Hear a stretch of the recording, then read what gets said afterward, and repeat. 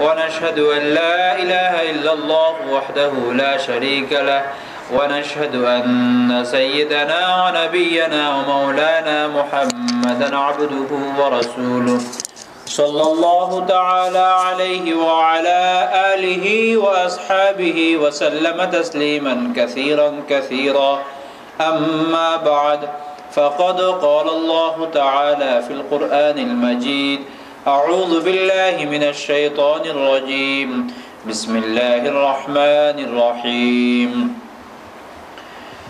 الحمد لله الذي أنزل على عبده الكتاب ولم يجعل له عوجا قيما لينذر بأسا شديدا من لدنه ويبشر المؤمنين الذين يعملون الصالحات أن لهم أجرا حسنا ماكثين فيه أبدا وينذر الذين قالوا اتخذ الله ولدا ما لهم به من علم ولا لآبائهم كبرت كلمة تخرج من أفواههم إن يقولون إلا كذبا فلعلك باخع نفسك على آثارهم إن لم يؤمنوا بهذا الحديث أسفا إنا جعلنا ما على الأرض زينة لها لنبلوهم أيهم أحسن عملا وإنا لجاعلون ما عليها صعيدا جرزا أم حسبت أن أصحاب الكهف والرقيم كانوا من آياتنا عجبا صدق الله العظيم وصدق رسوله النبي الكريم ونحن على ذلك من الشاهدين والشاكرين والحمد لله رب العالمين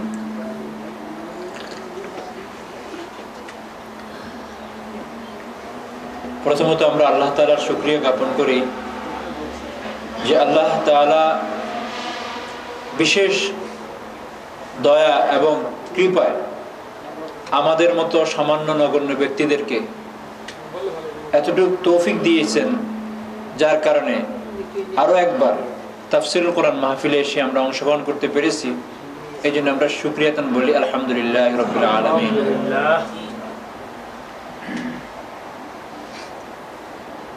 আল্লাহর কালামের অর্থ শোনা তেলাওয়াত শোনা তাফসীর শোনা এর সাথে নিজেকে জড়ায় রাখা নিজের কিছু পরিমাণ সময় ব্যয় করা এটা সৌভাগ্য এবং জান্নাতি পিপলের লক্ষণ যে আল্লাহ তাআলা যদি আমাকে পছন্দ না করতেন তো এই সুন্দর জান্নাতি পরিবেশে আসার তৌফিক দিতেন না সো এই জন্য যখনই আমরা এই ধরনের কোনো মজলিসে এখানে হোক যে কোনো জায়গায় হোক যখন আপনি যাওয়ার জন্য ইচ্ছা করবেন দেখবেন আপনার ইচ্ছার সামনে আরও কয়েকটা ইচ্ছা দাঁড়ায় যায় যে অনেক দিন থেকে জ্যাকসন হাইটসেও যায় না অনেক দিন থেকে ওই বন্ধুর বাড়িতেও যায় না সো কম্পেয়ার টু এই সবগুলো থেকে আপনি ফাইট করিয়া সবচেয়ে উত্তম প্লেস সবচেয়ে উত্তম জায়গা আল্লাহর দৃষ্টিতে নির্বাচন করে নিয়েছেন নির্বাচনের ক্ষেত্রে আল্লাহ তাআলা আপনাকে উত্তমটা পছন্দ করার তৌফিক দিয়েছে এই জন্য শুকরিয়া আদায় করা গত সপ্তাহ থেকে আমরা সূরা কাহফের আলোচনা শুরু করেছি সূরা কাহফ কোরআনের মাঝে কতগুলো সূরার মধ্যে একটা ইম্পর্টেন্ট সূরা বিশেষ করে মানে বিচিত্রময় ঘটনাবহুল একটি সূরা যার মাঝে তিনটি প্রসিদ্ধ ঘটনা তো আছে এর পাশাপাশি আরো তিনটা আছে তো গত সপ্তাহে আমরা শুধুমাত্র সূরা কাহফের ফজিলত পড়ার ফজিলত এর দ্বারা আমাদের ফিজিক্যাল লাইফে রাষ্ট্রীয় লাইফে সামাজিক লাইফে কি কি উপকারিতা আছে এ নিয়ে আলোচনা করেছি এর মধ্যে একটা আলোচনা এটাও করেছি যে সূরা কাহফের কিছু আয়াত যদি কেউ পাঠ করে শুরুতে হোক অথবা শেষে হোক আল্লাহ তাআলা তাকে দাজ্জালের ফিতনা থেকে হেফাজত করবেন সবগুলো ফজিলত বুঝলে যে শুধু এতটুকু স্মরণ থাকে যথেষ্ট এবং দাজ্জালি ফিতনা বলতে যে আমি এই কথা এক্সপ্লেন করেছি যে আমরা শুধুমাত্র মনে করি দাজ্জাল নামক একটা লোক আসবে কিয়ামতের আগে বড় কতগুলো আলামতের একটা আলামত এটাকে আমরা মিন করি না প্রত্যেক জমানায় আপনার সময় আপনার মতো করেই দাজ্জাল আসতে পারে দাজ্জাল মানে হলো ফিতনা দাজ্জাল মানে হলো পরীক্ষায় ফেলে দেওয়া দাজ্জাল মানে হলো আপনাকে কনফিউশন করে দেওয়া আপনার চোখে দাদা লাগিয়ে দেওয়া আখিরাত থেকে আপনাকে টেনে আনি দুনিয়ার দিকে ধাবিত করে দেওয়া, এক আল্লাহ থেকে সরিয়ে বহু ঈশ্বরে আপনাকে ধাবিত করে দেওয়া, এটাকে বলা হয় ফিতনা। সেটা আপনার সময় হইতে পারে, আপনার আকারে। এই জন্য ওই দজ্জাল তো অবশ্যই বড় কিয়ামতে মানে আলামতে কোবরার মধ্যে থেকে একটা, কিন্তু এটাও যে আমাদের সময়ও আমাদের মতো করেই দজ্জাল আছে। শুধু এখানেই শেষ না, আপনাকে আপনার চাকরি ফিতনায় ফেলে দিবে, আপনাকে আপনার সোসাইটি ফিতনায় ফেলে দিবে, আপনাকে আপনার বন্ধু ফিতনায় ফেলে দিবে। এরপরে তো বড় ধরনের আপনার মিডিয়ার দিক থেকেও বহু ধরনের তথ্য সন্ত্রাস আছে, সেগুলো আপনাকে ধাঁধায় ফেলে দিবে যে ইসলাম আরো প্র্যাকটিস করতেছি, আসলে সত্যিকার অর্থে কি এটাই মিনিং কোরআনের? সত্যিকার অর্থে কি এটাই ঠিক যে কারোর সাথে জেনা করা যাবে না, অন্য মেয়ের দিকে তাকানো যাবে না, গুনাহ করা যাবে না? এই ধরনের যেই জিনিস আপনাকে দাদায় ফেলবে সেটাই আপনার জন্য ফিতনায়ে দাজ্জাল। সো সূরা কাহফের যদি কিছু আয়াত তেলাওয়াত করা যায়, ইনশাআল্লাহ আশা করা যায় আল্লাহ তাআলা আপনাকে যে কোনো ধরনের পরীক্ষামূলক যে ফিতনাগুলো আছে এগুলো থেকে হেফাজত করবে। এই জন্য আমরা চেষ্টা করি যে সূরা কাহফের কিছু আয়াত হলে অন্তত মুখস্থ করে নিই। শুক্রবারে তেলাওয়াত করার অনেক ফজিলত বলেছি। এক হাদিসের ভাষ্য অনুযায়ী 10 দিন, এক হাদিসের ভাষ্য অনুযায়ী 8 দিন, এক হাদিসের ভাষ্য অনুযায়ী গত সপ্তাহ থেকে গত ফ্রাইডে থেকে এই ফ্রাইডে পর্যন্ত সমস্ত গুনাহ আল্লাহ মাফ করে দেবেন। আরেক হাদিসের ভাষ্য অনুযায়ী এই শুক্রবার থেকে অ্যাডভান্স সামনের শুক্রবার পর্যন্ত মানে অ্যাডভান্স আপনার গুনাহ মাফ। এই জন্য এই ব্যাপারে আলহামদুলিল্লাহ গত সপ্তাহ বিস্তারিত আলোচনা হয়েছে। এবং এরপরে সূরা কাহফ নামকরণ করার কারণটা হলো এর মধ্যে একটা শব্দ আছে কেভ, কেভ যার অর্থ গর্ত বাসী, যাদের ব্যাপারে আমরা জানি। এই ব্যাপারেও বিশদ আলোচনা করেছি যে এই কেভের ঘটনাটা শুধুমাত্র একটা হয় না এই পৃথিবীতে, কিন্তু আল্লাহ তাআলা এখানে যেটা ঘোষণা করছেন সেটা নিয়ে মোটামুটি আলোচনা করেছি। এরপরে সূরা কাহফের মধ্যে মোটামুটিভাবে 3টি আলোচনা এর প্রেক্ষাপট নিয়ে আলোচনা করেছি যে সূরা কাহফটা কখন নাজিল হয়। মক্কা আল্লাহ রাসূল সাল্লাল্লাহু আলাইহি সাল্লামের যে 13 বছরের জিন্দেগি নবুয়তের, এই 13 বছরের জিন্দেগিকে আমি 4 ভাগে ভাগ করেছিলাম। এর চতুর্থ ভাগে অর্থাৎ সর্বশেষ ভাগ বিফোর মাইগ্রেটিং, যখন নাকি উনি হিজরত করবেন এর কিছুদিন পূর্বেই, এটাকে ধরতে পারেন 11 অথবা 12, 13তে উনি চলে গিয়েছেন হিজরিতে, মানে উনার নবুয়তের 13তম 12তম অথবা 11তম বছরের শেষের দিক থেকে এই সূরাটা নাজিল হয়েছে। এই সূরা এবং আগের সূরা এই দুটার নাজিল অনেকটা পরপর হয়েছে। এই জন্য এই সূরার আলোচনার সাথে আগের বনি ইসরাইল সূরার আলোচনার অনেক মিল আছে। শুধু তা না, এই সূরার সাথে ওই সূরার আমি আরেকটা ইন্টারলক জয়েন্ট বলেছি যে ওই সূরাটা শেষ হয়েছে এই কথা বলে ওয়াকাব্বিরহু তাকবীরা, যেখানে আল্লাহ তাআলা তাকবীরের মাধ্যমে ওই সূরাটা শেষ করছেন যে তোমরা তোমাদের প্রভুর নামে তাকবীর পড়তে থাকো। কারণ ওর মধ্যে 5টা আকীদার আলোচনা করা হয়েছে যে যারা নাকি আল্লাহর সন্তান আছে বলে তাদেরকে বলে দেওয়া আল্লাহর কোনো নিজেও কারো সন্তান না, তারও কোনো সন্তান নেই, ওয়াকাব্বিরহু তাকবীরা। এরপরে শুরু হয়ে গেছে হামদের মাধ্যমে আলহামদুলিল্লাহিল্লাযী আনজালা আলা আবদি, এর একটা কানেকশন। এই জন্য এই দুটো সূরার একটা বেশ সামঞ্জস্যতা আছে। আর এই সূরাটার প্রেক্ষাপটে বলেছি যে মক্কার কাফেররা একতাবদ্ধ হয়ে আল্লাহ রাসূল সাল্লাল্লাহু আলাইহি সাল্লামের ব্যাপারে পরামর্শ করছেন যে আমরা ওনাকে এমন কিছু জিজ্ঞাসা করতে পারি যার দ্বারা পরীক্ষা নিতে পারি সত্যিকার অর্থে উনি নবী কিনা। এরপরে তারা তাদের বিশেষ দূতদেরকে পাঠানো হয়েছে মদিনায়। মদিনায় যাওয়ার পরে ইহুদরা বললো যে আপনাদের নবীকে আপনারা এই 3টে প্রশ্ন করতে পারেন, যদি এই 3টার উত্তর ঠিক মতো দিতে পারে তাহলে বুঝবেন যে নবী, শুধু বেজাল করার কোনো অর্থ নাই। আর যদি উত্তর না দিতে পারে তাহলে নিশ্চয়ই ধরে নেবেন এটা ভুল, মিথ্যা নবী, নাউযুবিল্লাহি মিন যালিক। তারা এসে এই 3টে প্রশ্ন করলো। 3টে প্রশ্ন ছিল, একটা হলো কাহফবাসীর আলোচনা, এদের ঘটনাটা কখন ঘটেছে সেটাও বলেছে মোটামুটি আল্লাহ রাসূল এবং ঈসা আলাইহিস সালামের মাঝামাঝি সময়, 309 বা 300-এর উপরে কিছু তারা ছিল, একই গুহাতে তারা ছিল। আচ্ছা, এই একটা প্রশ্ন এটা করা হয়েছে। দ্বিতীয় একটা প্রশ্ন করা হয়েছিল হযরত খিজির এবং মূসা আলাইহিস সালামের যে ঘটনাটা। আর একটা প্রশ্ন করা হয়েছিল হযরতে যুলকারনাইন ওনার সম্পর্কে আপনি কি জানেন। তখন আল্লাহ রাসূল সাল্লাল্লাহু আলাইহি ওয়াসাল্লাম বলেন ঠিক আছে কালকে আসিও আমি বলবো, কিন্তু আল্লাহ রাসূল সাল্লাল্লাহু আলাইহি ওয়াসাল্লাম ইনশাআল্লাহ বলেন নাই। এর কারণে 15 দিন পর্যন্ত ওহী বন্ধ ছিল এবং এই 15 দিন আল্লাহ রাসূল সাল্লাল্লাহু আলাইহি ওয়াসাল্লাম খুবই পেরেশানিতে কাটাইছেন। কারণ প্রতিদিন এসে বলে আপনি না বললেন কালকে বলবেন, এখন 24 ঘন্টা 48 ঘন্টা 72 ঘন্টা চলে যাচ্ছে আপনার। তো এরপর আল্লাহ তাআলা এই সূরা নাজিল করেন এবং এর মধ্যে আল্লাহ রাসূলকে সাল্লাল্লাহু আলাইহি ওয়াসাল্লামকে এই উপদেশও দিয়ে দিয়েছেন যখনই কোনো কাজ ফিউচারে করার খেয়াল করেন সেটার সাথে আপনি ইনশাআল্লাহ লাগাবেন। কারণ ইনশাআল্লাহ মানে আল্লাহ যদি চায়, আল্লাহর মাশিয়ত যদি হয়, আল্লাহর চাওয়া যদি মিলায় তাহলে কাজটা হবে না, ওটা হবে না। যেমন আমরা সবাই তো বলি আগামীকালকে এটা করব ওটা করব, আগামীকালকে আসার আগে হসপিটালে বসে আছি আমি। এমনও হয়েছে না যে বিবাহ করার জন্য সবে রেডি, কিন্তু যেদিন বিবাহ করতে যাবো সেদিন এর আগেই শেষ, অ্যাক্সিডেন্ট হয়ে গেছে, শেষ, মারা গেছে, কোনো কিছু হয় নাই, বরযাত্রী আসতে রাস্তায় শেষ হয়ে গেল, কত স্বপ্ন দুলিশা।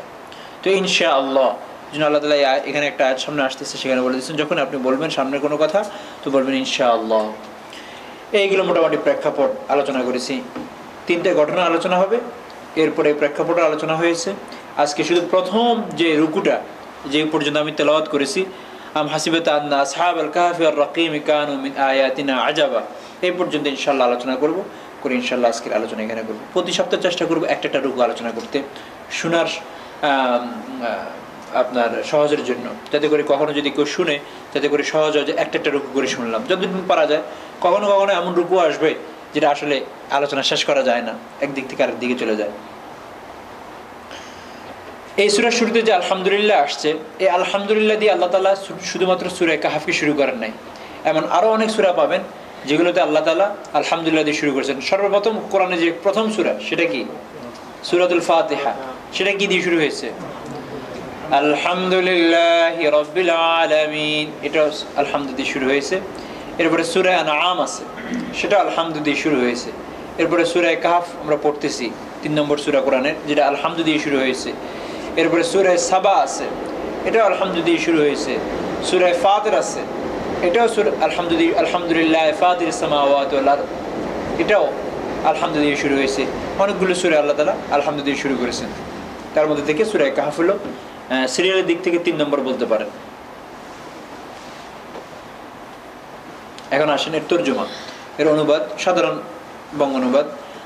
আলহামদুলিল্লাহিল্লাযী আনজালা আলা আবদিহিল কিতাবা ওয়া লাম ইয়াজআল লাহু ইওয়াজা। আল্লাহ তাআলা বলেন সমস্ত প্রশংসা আল্লাহর, সমস্ত প্রশংসা আল্লাহর। আলহামদুলিল্লাহ আল্লাযী আনজালা আলা আবদিহি, যিনি তার বান্দার উপরে, বান্দা বলতে হাবিব মুস্তাফা রাসূল আকরাম সাল্লাল্লাহু আলাইহি সাল্লামের কথা বলতেছেন। এক সময় আমি যখন প্রথম পড়াশোনা শুরু করেছি, তাফসীর আগে বলতেছি, আমার ভিতরে প্রশ্ন আসতো, মানুষও বলতো যে হযরত মূসা আলাইহিস সালামের নাম 25 বার আসছে, বা অমুক নবীর নাম 13 বার আসছে, 17 বার আসছে, 20 বার আসছে, কিন্তু মুহাম্মদের নাম তো এতবার আসে নাই। তাহলে আল্লাহর কাছে কতই না প্রিয় সমস্ত নবী যে তাদের নাম এতবার আনা হয়েছে। এটা প্রশ্ন না যে যার উপর কোরআন নাজিল হয়েছে ওনার নাম নাই, আর যাদের উপর কোরআন নাজিল হয় নাই তাদের নামে ভরা। তো যে ব্যক্তিকে পছন্দ করে তার নামটাই তো বেশি আসে। এটা কেমন জানি প্রশ্নটা কেমন জানি যুক্তিসঙ্গত মনে হয়, কিন্তু উত্তর শুনলে এটা অযৌক্তিক মনে হবে। যখন নাকি আপনি কারোর সাথে কথা বলেন আপনার খুব প্রিয় কোনো লোকের সাথে, তো প্রিয় লোকটার নামটা বেশি বেশি ধরেন না, যে উপস্থিত নাই। আমরা আমাদের দেশে বলে উত্তম পুরুষ, মধ্যম পুরুষ, আর কাকে কি বলে? হ্যাঁ, নাম পুরুষ কাকে বলা হয়? Third person. থার্ড পারসনকে বলার নাম, শুধু তার নাম নেওয়া হবে। তো রাসূল আকরাম সাল্লাল্লাহু আলাইহি সাল্লাম, আল্লাহ তাআলা যদি কথা এসব বলে থাকেন, তো আল্লাহর কালাম, কাকে বলতেছেন? রাসূলকে। তো আল্লাহ এবং তার রাসূল তো সামনাসামনি কথা হচ্ছে, নাম পুরুষ কারা হবে? যারা উপস্থিত নাই, তো তাদেরও তো নাম নেওয়া হবে, এই জন্য নাম পুরুষ বলা হয়, যাদের নাম নেওয়া হবে। তো আল্লাহ রাসূল সাল্লাল্লাহু আলাইহি সাল্লামকে তো আল্লাহ তাআলা বলতেছেনই, তো উনি তো সম্বোধন সামনেই আছে, ওনার নামটা বারবার নেবে কেন আবার? এই জন্য নামটা এতবার প্রয়োজন হয়নি। আর নাম নিবে কাদের? যাদের এখানে উপস্থিত নাই তাদের নাম নেওয়া হবে, এই জন্য তাদের নাম বলা হয়েছে। এক। দ্বিতীয় হলো মুহাম্মদ নামে যদিও কম নেওয়া হয়েছে, কিন্তু আব্দ, কোরআনের যত আব্দ আছে সব আল্লাহ রাসূল সাল্লাল্লাহু আলাইহি সাল্লাম। এক। আর যত কুল আছে এগুলোকে আল্লাহ রাসূল সাল্লাল্লাহু আলাইহি সাল্লাম কুল, হে নবী আপনি বলে দেন, তো কত কুল পাবেন? এটাই, এই কারণটাই হলো মেইন। এগুলো অনেকে মনে করে অন্যান্য নবীদের নাম বেশি আসছে, তাদের পছন্দ না হলে আল্লাহ তাদেরকে পছন্দ না করলে বেশি আনতেন। এটা হলো এই কারণ, নাম পুরুষ তারা, তাদের আলোচনা তাদের ঘটনা আনতে যে তাদের নাম আনতে হয়েছে। তো আনজালা আলা আবদিহিল কিতাব, যিনি কোরআনকে অবতীর্ণ করেছেন তার বান্দার উপরে। আনজালা আলা আবদিহিল কিতাব, যিনি তার বান্দার উপরে কিতাব অবতীর্ণ করেছেন। আমরা সবাই কিতাব বলি, খুব সহজ।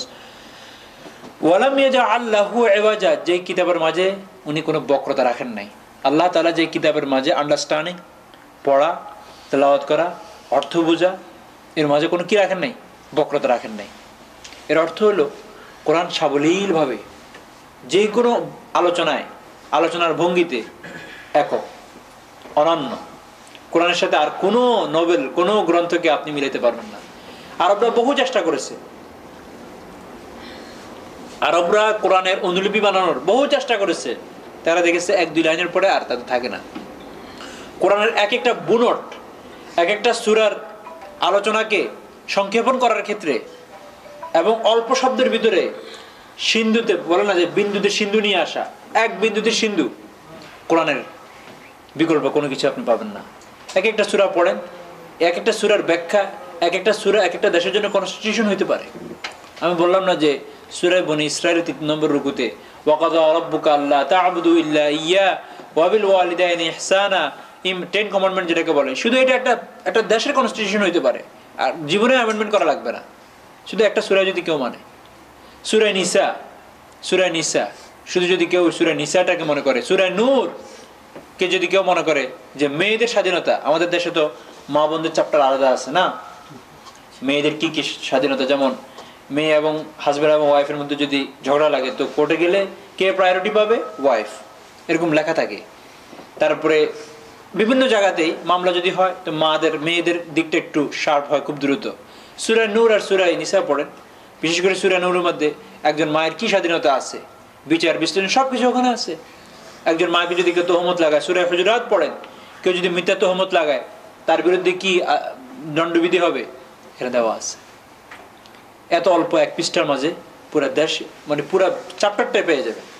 কিন্তু আমরা তো ওটা থেকে সরে গিয়েছি, যার কারণে এখন হাজার লেখি শুধু অ্যামেন্ডমেন্ট চলতেছে। সামনে এরকম হইব যে বাঁশের চেয়ে কাঞ্চি বড় হয়ে যায় না, মূল বাঁশের চেয়ে কাঞ্চি বড়। তো একসময় দেখা গেছে যে অ্যাড করতে করতে এডিশনে বেশ মেইন যে অরিজিন সেটা আর থাকে না, সেটা নাই, পাওয়া যাচ্ছে না। এই জিনিসটা ঘটছে এখন তাওরাতের সাথে। বাইবেল বলি না আমরা, আপনারা জানেন তো বাইবেল কেন এত বড় হয়ে গেছে?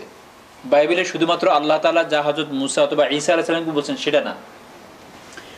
আমাদের সেইং অফ প্রফিটকে আমরা কি বলি? হাদিস বলি।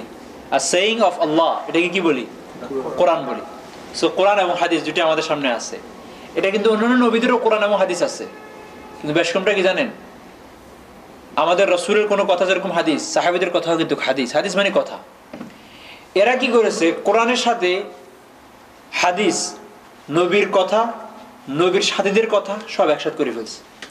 এই জন্য দেখবেন ইউহান্না বলে এই, অমুক বলে এই, অমুক বলে এই। তো আল্লাহ তাআলা কি কোরআন নাজিল করার সময় ওই ব্যক্তির কথা বলছিল?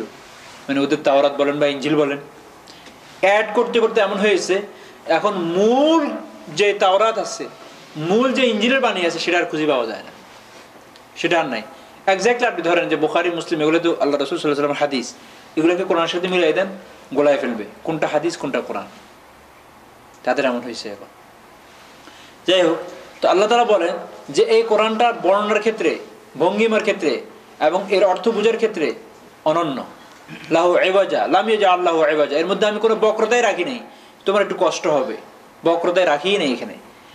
এবং সবচেয়ে সহজ হলো যারা নাকি সাধারণ লোক তারাও বুঝবে, কারণ এক্সাম্পলগুলো খুব সহজ। কিরকম এক্সাম্পল? আসমানের দিকে তাকাও, আসমানের দিকে তাকাইতে আপনার ইঞ্জিনিয়ার হতে হবে, পাহাড়ের দিকে তাকাইতে আপনাকে ডাক্তার হতে হবে, সায়েন্টিস্ট হতে হবে। এগুলোর দিকে তাকাও, দেখো না এগুলোকে আমি কিভাবে সাজাইছি। দেখো চন্দ্র সূর্যের কখনো কোনো বিপরীত হয়, কখনো তারা আমার অমান্য করে। এভাবে এক একটা সাধারণ সাধারণ শব্দ দিয়ে বুঝিয়ে দিয়েছেন, সাধারণ সাধারণ শব্দ দিয়ে বুঝিয়ে দিয়েছেন। ওয়ালাম ইয়াজআল লাহু ইওয়াজা কাইয়িমা, কাইয়িমা মানে হলো মুস্তাকিমা, মজবুত, এমন মজবুত। আমার কোরআনের প্রত্যেকটা সরল বর্ণনার ভঙ্গিমা যে এর মধ্যে হঠাৎ এরকম পাবা না যে আল্লাহ তাআলা ওই কথা, যেমন আমাদের মন্ত্রীদের বেশি উপরে যাওয়া লাগবে না, সাধারণদের কথাই বলি, জানুয়ারি মাসের প্রথম সপ্তাহে যা বলছে দ্বিতীয় সপ্তাহের সাথে সেটার মিল নেই। আর নির্বাচনের শুরুতে যা বলছে শেষে তার মিল নেই। 5 বছরের শুরুতে যা বলছে শেষে তার বিপরীত, কোনো মিল থাকে না। তো আল্লাহ তাআলা বলেন আমার এটা, আমার অনেক সময় আপনি যে কোনো আর্টিকেল, আমার এই কিতাব এমন কাইয়িম, এমন মজবুত, যেখানে তুমি কোনো ধরনের বিরোধ পাবে না যে আল্লাহ তাআলা আপনি ওখানে এই কথা বললেন, এখানে এই কথা বললেন, এটা কেমন কথা হলো, হবে না। কাইয়িমা, মুস্তাকিমা, মজবুত, এর যে বিন্যাস, এর যে ভঙ্গি, এর যে আলোচনার ফ্লু মজবুত। লা ইখতিলাফা ফি ওয়ালা তানাকুস, এর মধ্যে তুমি কোনো ধরনের অস্পষ্টতাও পাবে না, কোনো ধরনের সংকীর্ণতা পাবে না, কোনো ধরনের মতবিরোধও পাবে না। লিয়ুনযিরা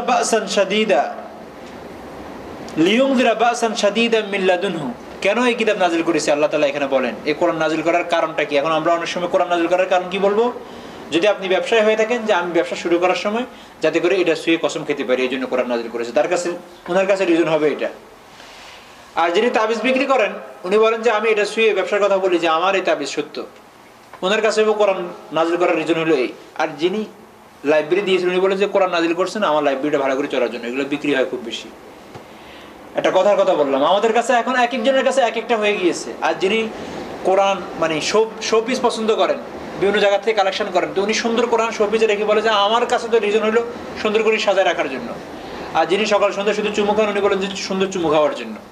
এক একজনের কাছে এক একটা রিজন। আল্লাহ বলেন কাইয়িমান লিউনযিরা বা'সান শাদীদা, যে আমি এটাকে নাজিল করেছি, এই কোরআনকে নাজিল করেছি যাতে করে আপনি ভীতি প্রদর্শন করতে পারেন কাফেরদেরকে যারা আমাকে অস্বীকার করে। কাফের শব্দ বললেই আমরা সবাই মনে করি আমি তো না।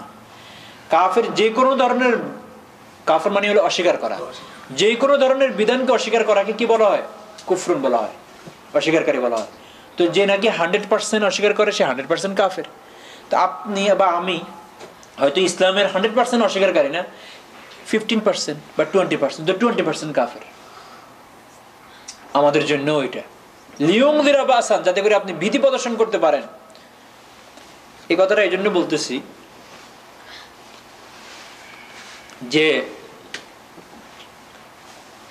যখন নাকি কাউকে আপনি বলবেন, বিশেষ করে আমাদের দেশে যারা নাকি রাজনীতির সাথে সম্পর্ক অথবা ধর্ম আর রাজনীতিকে ভিন্ন চ্যাপ্টার মনে করে, এদের কাউকে যখন আপনি বলবেন ভাই এটা তো ধর্মে বলে, তো বলে আরে ভাই কি বলে না বলে, রাজনীতির সাথে ধর্ম কোনো সম্পর্ক আছে কিনা? কারণ ধর্ম মানতে গেলে রাজনীতির অনেক কিছু করা যাবে না। প্রথম তো মিথ্যাই বলা যাবে না। কে বলে? ধর্ম বলে। মিথ্যাবাদী, মিথ্যা বলা মহাপাপ। তো আপনি তারা যদি বলেন ভাই তাসলিমা নাসরিন তো মুসলমান, আপনিও সেরকম মুসলমান, তো উনি রাগ করবেন। কি জন্য জানেন? আপনি যখন ওনাকে কম্পেয়ার করবেন তাসলিমা নাসরিনের সাথে, তো উনি রাগ করবে। কি জন্য রাগ করবে? উনি বলবেন যে ও তো মুসলমান না। তো ওনাকে যদি প্রশ্ন করেন কেন, বলে যে সে এটা অনেক কিছু অস্বীকার করে। কিন্তু তাসলিমা নাসরিনও যাই দেখেন কোথাও যদি অ্যাপ্লিকেশন ফিল আপ করে, তো সে ওখানে ধর্মে মুসলমান লেখে। কারণ সে ইসলামের কতগুলো বড় বড় বিধানের ব্যাপারে বলছে, এটাকে যেভাবে তোমরা বলো এইভাবে আমি বুঝি না, আমি এটাকে ভিন্নভাবে বুঝি। তো ওই যিনি ধর্ম মানেন না রাজনীতির ক্ষেত্রে, উনি বলবেন আরে না আমি তাসলিমা নাসরিন কোনো মুসলমান না, তো আপনি মুসলমান, ঠিক আছে। তো আপনার কাছে তাসলিমা নাসরিনের দূরত্বটা যেমন ইসলামের ক্ষেত্রে, আমি একটা নাম নিলাম, এটা জরুরি না, আমি শুধু বোঝানোর জন্য যে তাসলিমা নাসরিনকে আপনি অমুসলমান মনে করেন, তাই না? তো আমার মতো একজন ধার্মিকের কাছে আপনাকে মুসলমান মনে করি। শুধু ব্যাসকমটা হলেই সে একটু বেশি ছাড়ছে, 70% ছাড়ছে আর 30% সে মানতেছে, এই জন্য আপনার কাছে তাকে অমুসলিম মনে হয়। আর আপনি হয়তো 60% ছাড়ছেন, 40% ছাড়েন না, মানতেছেন। তো আমার কাছে আমি যিনি 90% চেষ্টা করি, আপনিও ওরকমই, বেশি ব্যাসকম নাই। তখন একটা রাগ করে, যেটা কি বললেন?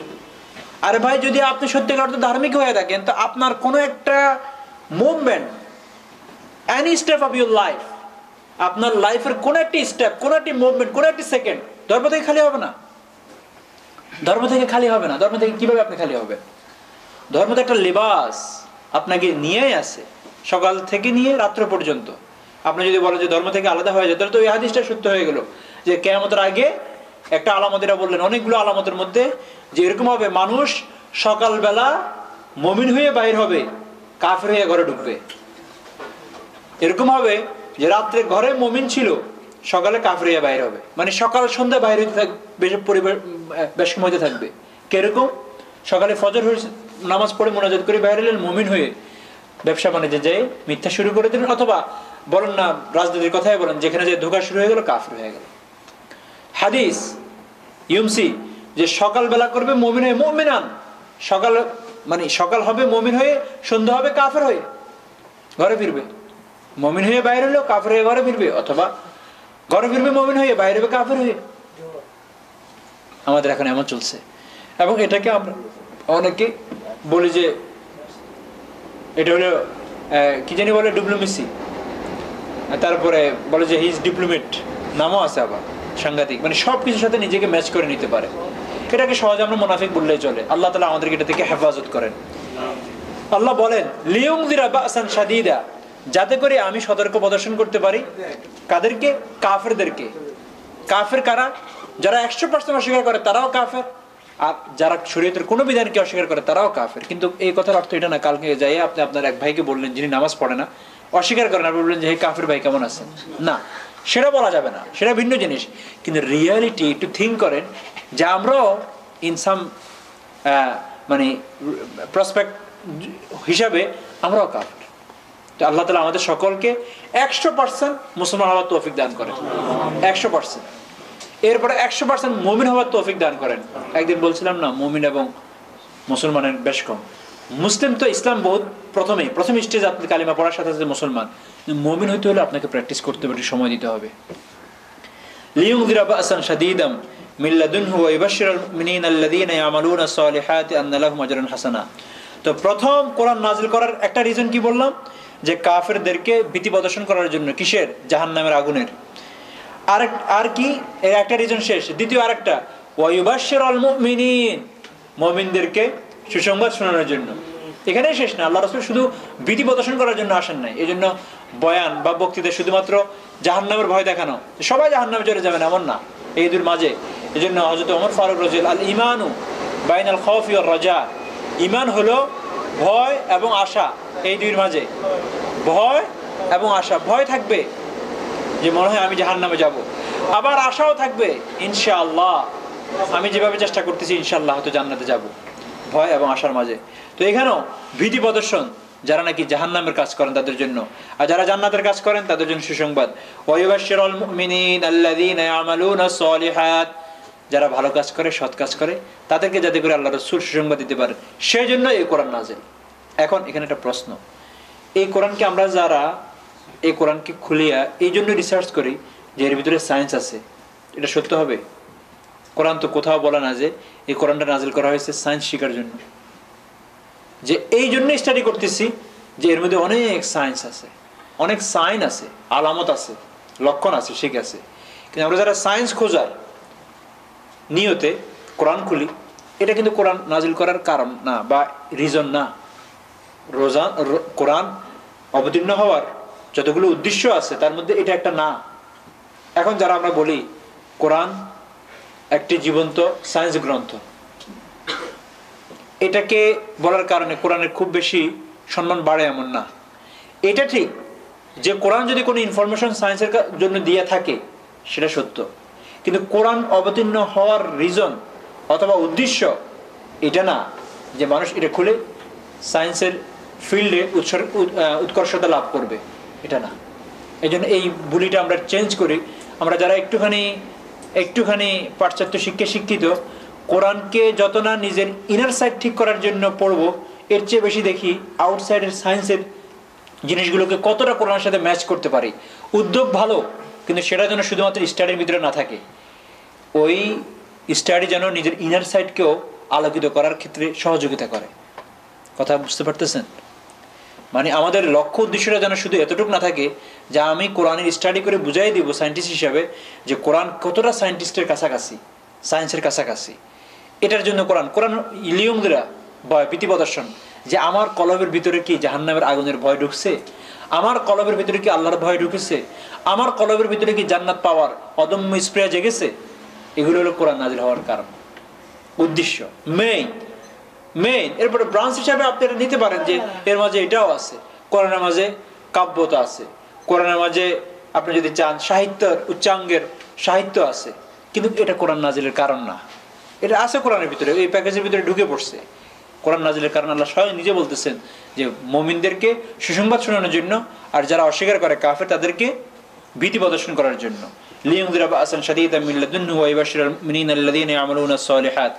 এখন এখান থেকে এই কথাটাও বুঝলাম, কোরআন তেলাওয়াত করার পরে যদি আপনার মনে জান্নাতের আশা, জাহান্নামের ভয় আসে, তাহলে বুঝবেন এই কোরআন আপনাকে বেনিফিট দিচ্ছে, এই কোরআন থেকে আপনি বেনিফিট পাচ্ছেন।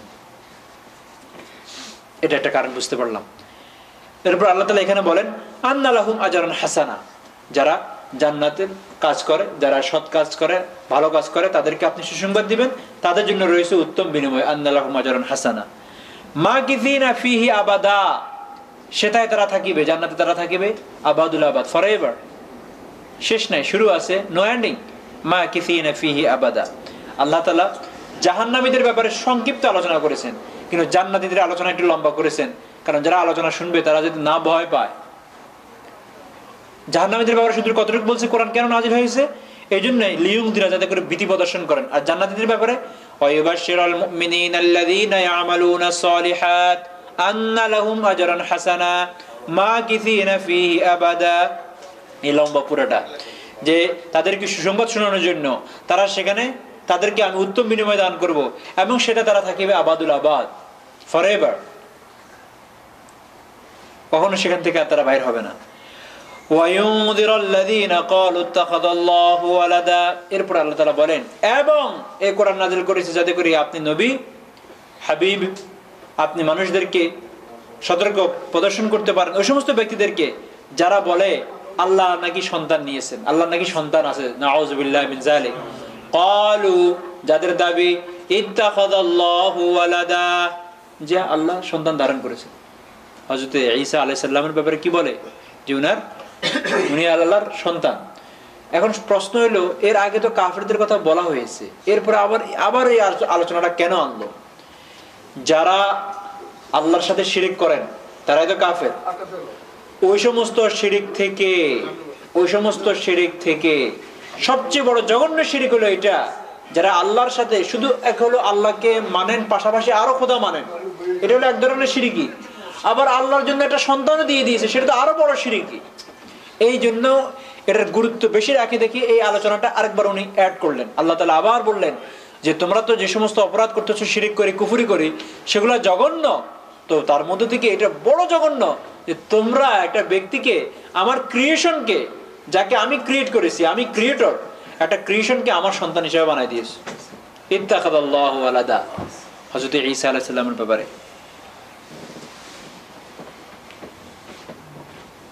মা লাহুম বিহি মিন ইলম।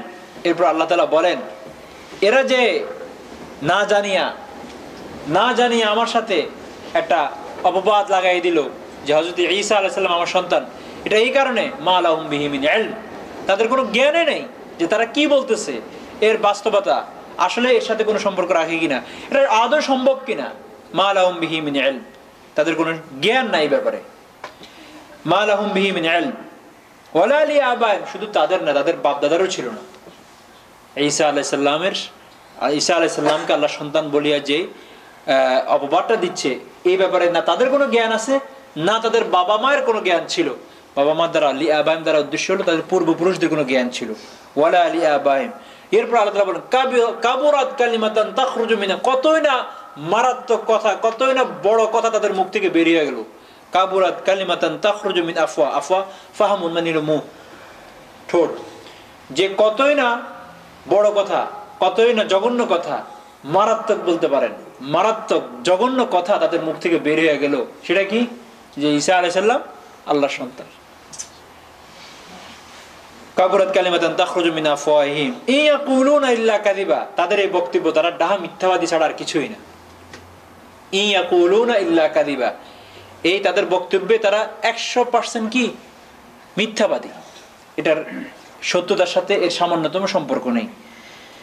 ইন্না জাআলনা মা'আল আরদি জিনা, এই কথাটা আল্লাহ তাআলা এখানে বলেছেন। এরপর আল্লাহ তাআলা আল্লাহ রাসূল সাল্লাল্লাহু আলাইহি ওয়াসাল্লামকে উদ্দেশ্য করে একটা আয়াত বলতেছেন, ফালা আল্লাকা বাখিউন নাফসাকা।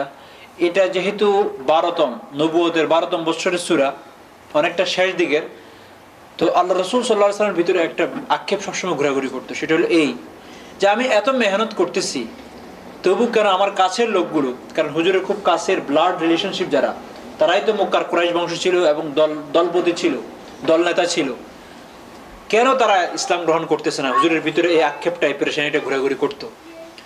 তো আল্লাহ তাআলা এদিকে ইঙ্গিত করতেছেন, এবং এর কারণে হুজুর পেরেশানও হতেন। হুজুর কখনো কখনো বলতেনও যে যদি এরা মুসলমান হয়ে যেত তো আজকে ইসলামের চেহারা পরিবর্তন হয়ে যেত।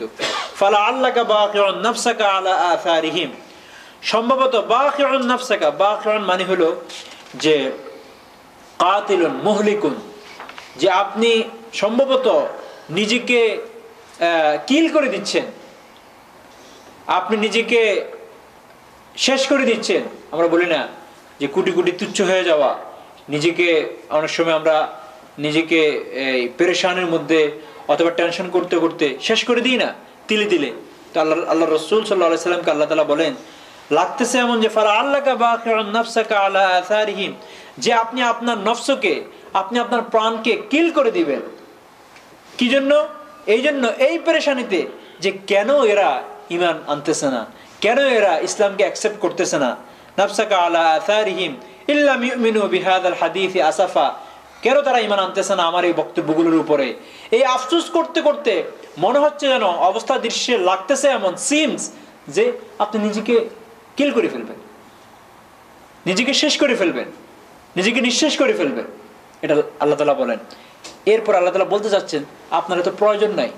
কারণ এটা কিভাবে বুঝছি উত্তরটা বলেন তো দেখি, যে আপনি আপনার উপরে এত পেরেশানি বা আক্ষেপ করে দুঃখ করে নিজেকে নিঃশেষ করার প্রয়োজন, এটা কিভাবে বুঝলাম? কোরআন নাজিল হওয়ার কি কারণ? দুইটা কারণ বললাম।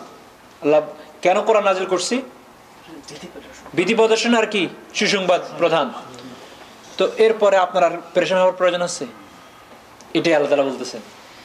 আগেই বলছে যে রিজন কি? ভীতি প্রদর্শন করা আর সুসংবাদ প্রদান করা, এই দুইটা কাজ আপনি করছেন কিনা? করছেন। তাহলে এরপর আপনি তিলে তিলে কেন নিজেকে শেষ করে দিচ্ছেন, নিঃশেষ করে দিচ্ছেন? এই পেরেশানিতে কেন এরা আমার এই বক্তব্য শুনতেছে না? এই আফসোস করে কেন এরা আমার বক্তব্য, আমার ইসলাম গ্রহণ করতেছে না? এটা আপনার প্রয়োজন না। কোরআন নাজিল করার রিজন এটা না যে তাদেরকে আপনাকে ঘাড়ে ধরে আনতে হবে। এই ডিলারশিপ আপনাকে দেওয়াই হয় নাই যে বাই ফোর্স তাদেরকে আপনাকে ইসলামের পথে আনতে হবে, না। এই জন্য এখানে বলা হয়েছে ফালাআল্লাকা বাখিউন নাফসাকা আলা আথারিহিম ইল্লাম ইউমিনু বিহাদাল হাদিসি আসাফা। এরপর আল্লাহ তাআলা বলেন যে যারা ইসলাম গ্রহণ করে না আর যারা করে, এর মেইন কারণটা হলো এই দুনিয়া, আর কিছু না। কিন্তু তখন যে মক্কার কাফির আল্লাহ রাসূল সাল্লাল্লাহু আলাইহি সাল্লামকে জানতেন না যে উনি রাসূল কিনা, 100% জানতেন। কারণ যে ছেলেটার ছোটবেলা থেকে মায়ের পেট থেকে হওয়া থেকে নিয়ে 40 বছর তাদের হাতে কোলে পিঠে বড় হয়েছে, তাকে তারা জানে না। এরপরে যত ধরনের পরীক্ষা ছিল, যেমন সর্বশেষ যেটা বললাম, মদিনার লোকরা বললো যদি এই তিনটের উত্তর দিতে পারে সঠিক, তাহলে বুঝবে নবী। তো তারা বুঝে না যে নবী, কেন মানে না? তাদের সামনে এই ওয়ার্ল্ডলি লাইফের যে গ্রিন চশমাটা, এটা তাদেরকে ইসলাম গ্রহণ করার ক্ষেত্রে বাধা প্রদান করতো, যেটা আমাদেরকেও দিচ্ছে। আমরা যদি কেউ ইসলামের 60% মানি 40% না মানিয়ে থাকি, এই দুনিয়ার কারণে, আর কোনো কারণ না। তাদের কি ছিল?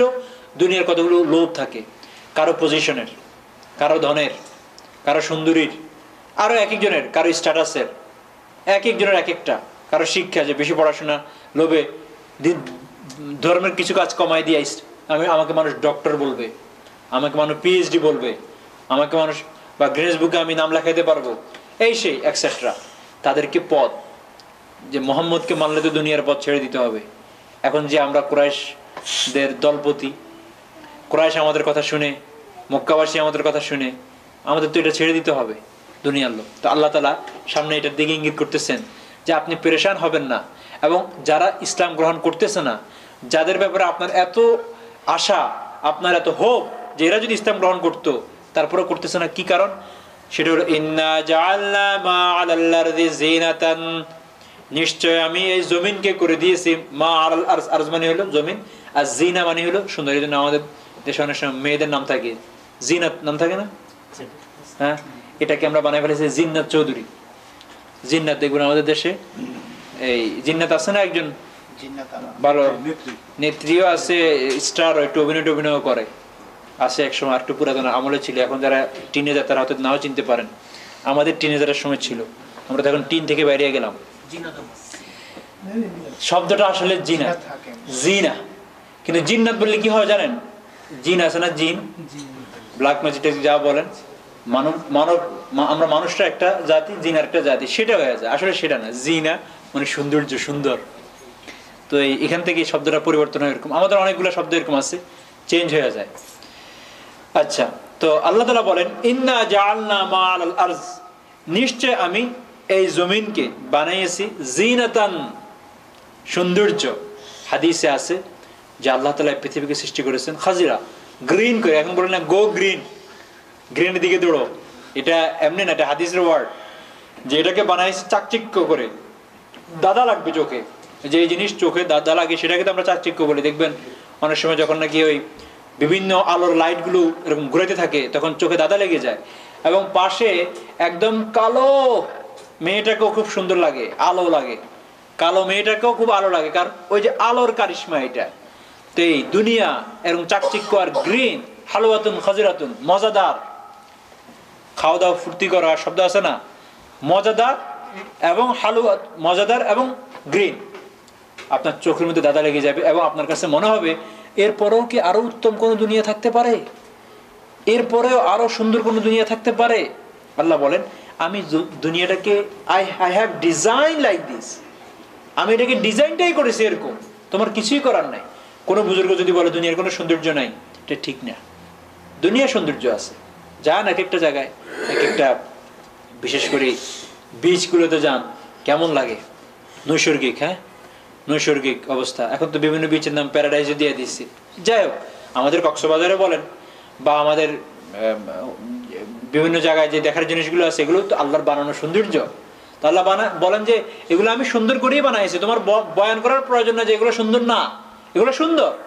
ইন্না জাআলনা মা'আল আরজি, এই জন্য আমরা পৃথিবী সুন্দর না এটা বলবো না, পৃথিবী সুন্দর, আল্লাহ সুন্দর করে সৃষ্টি করেছেন।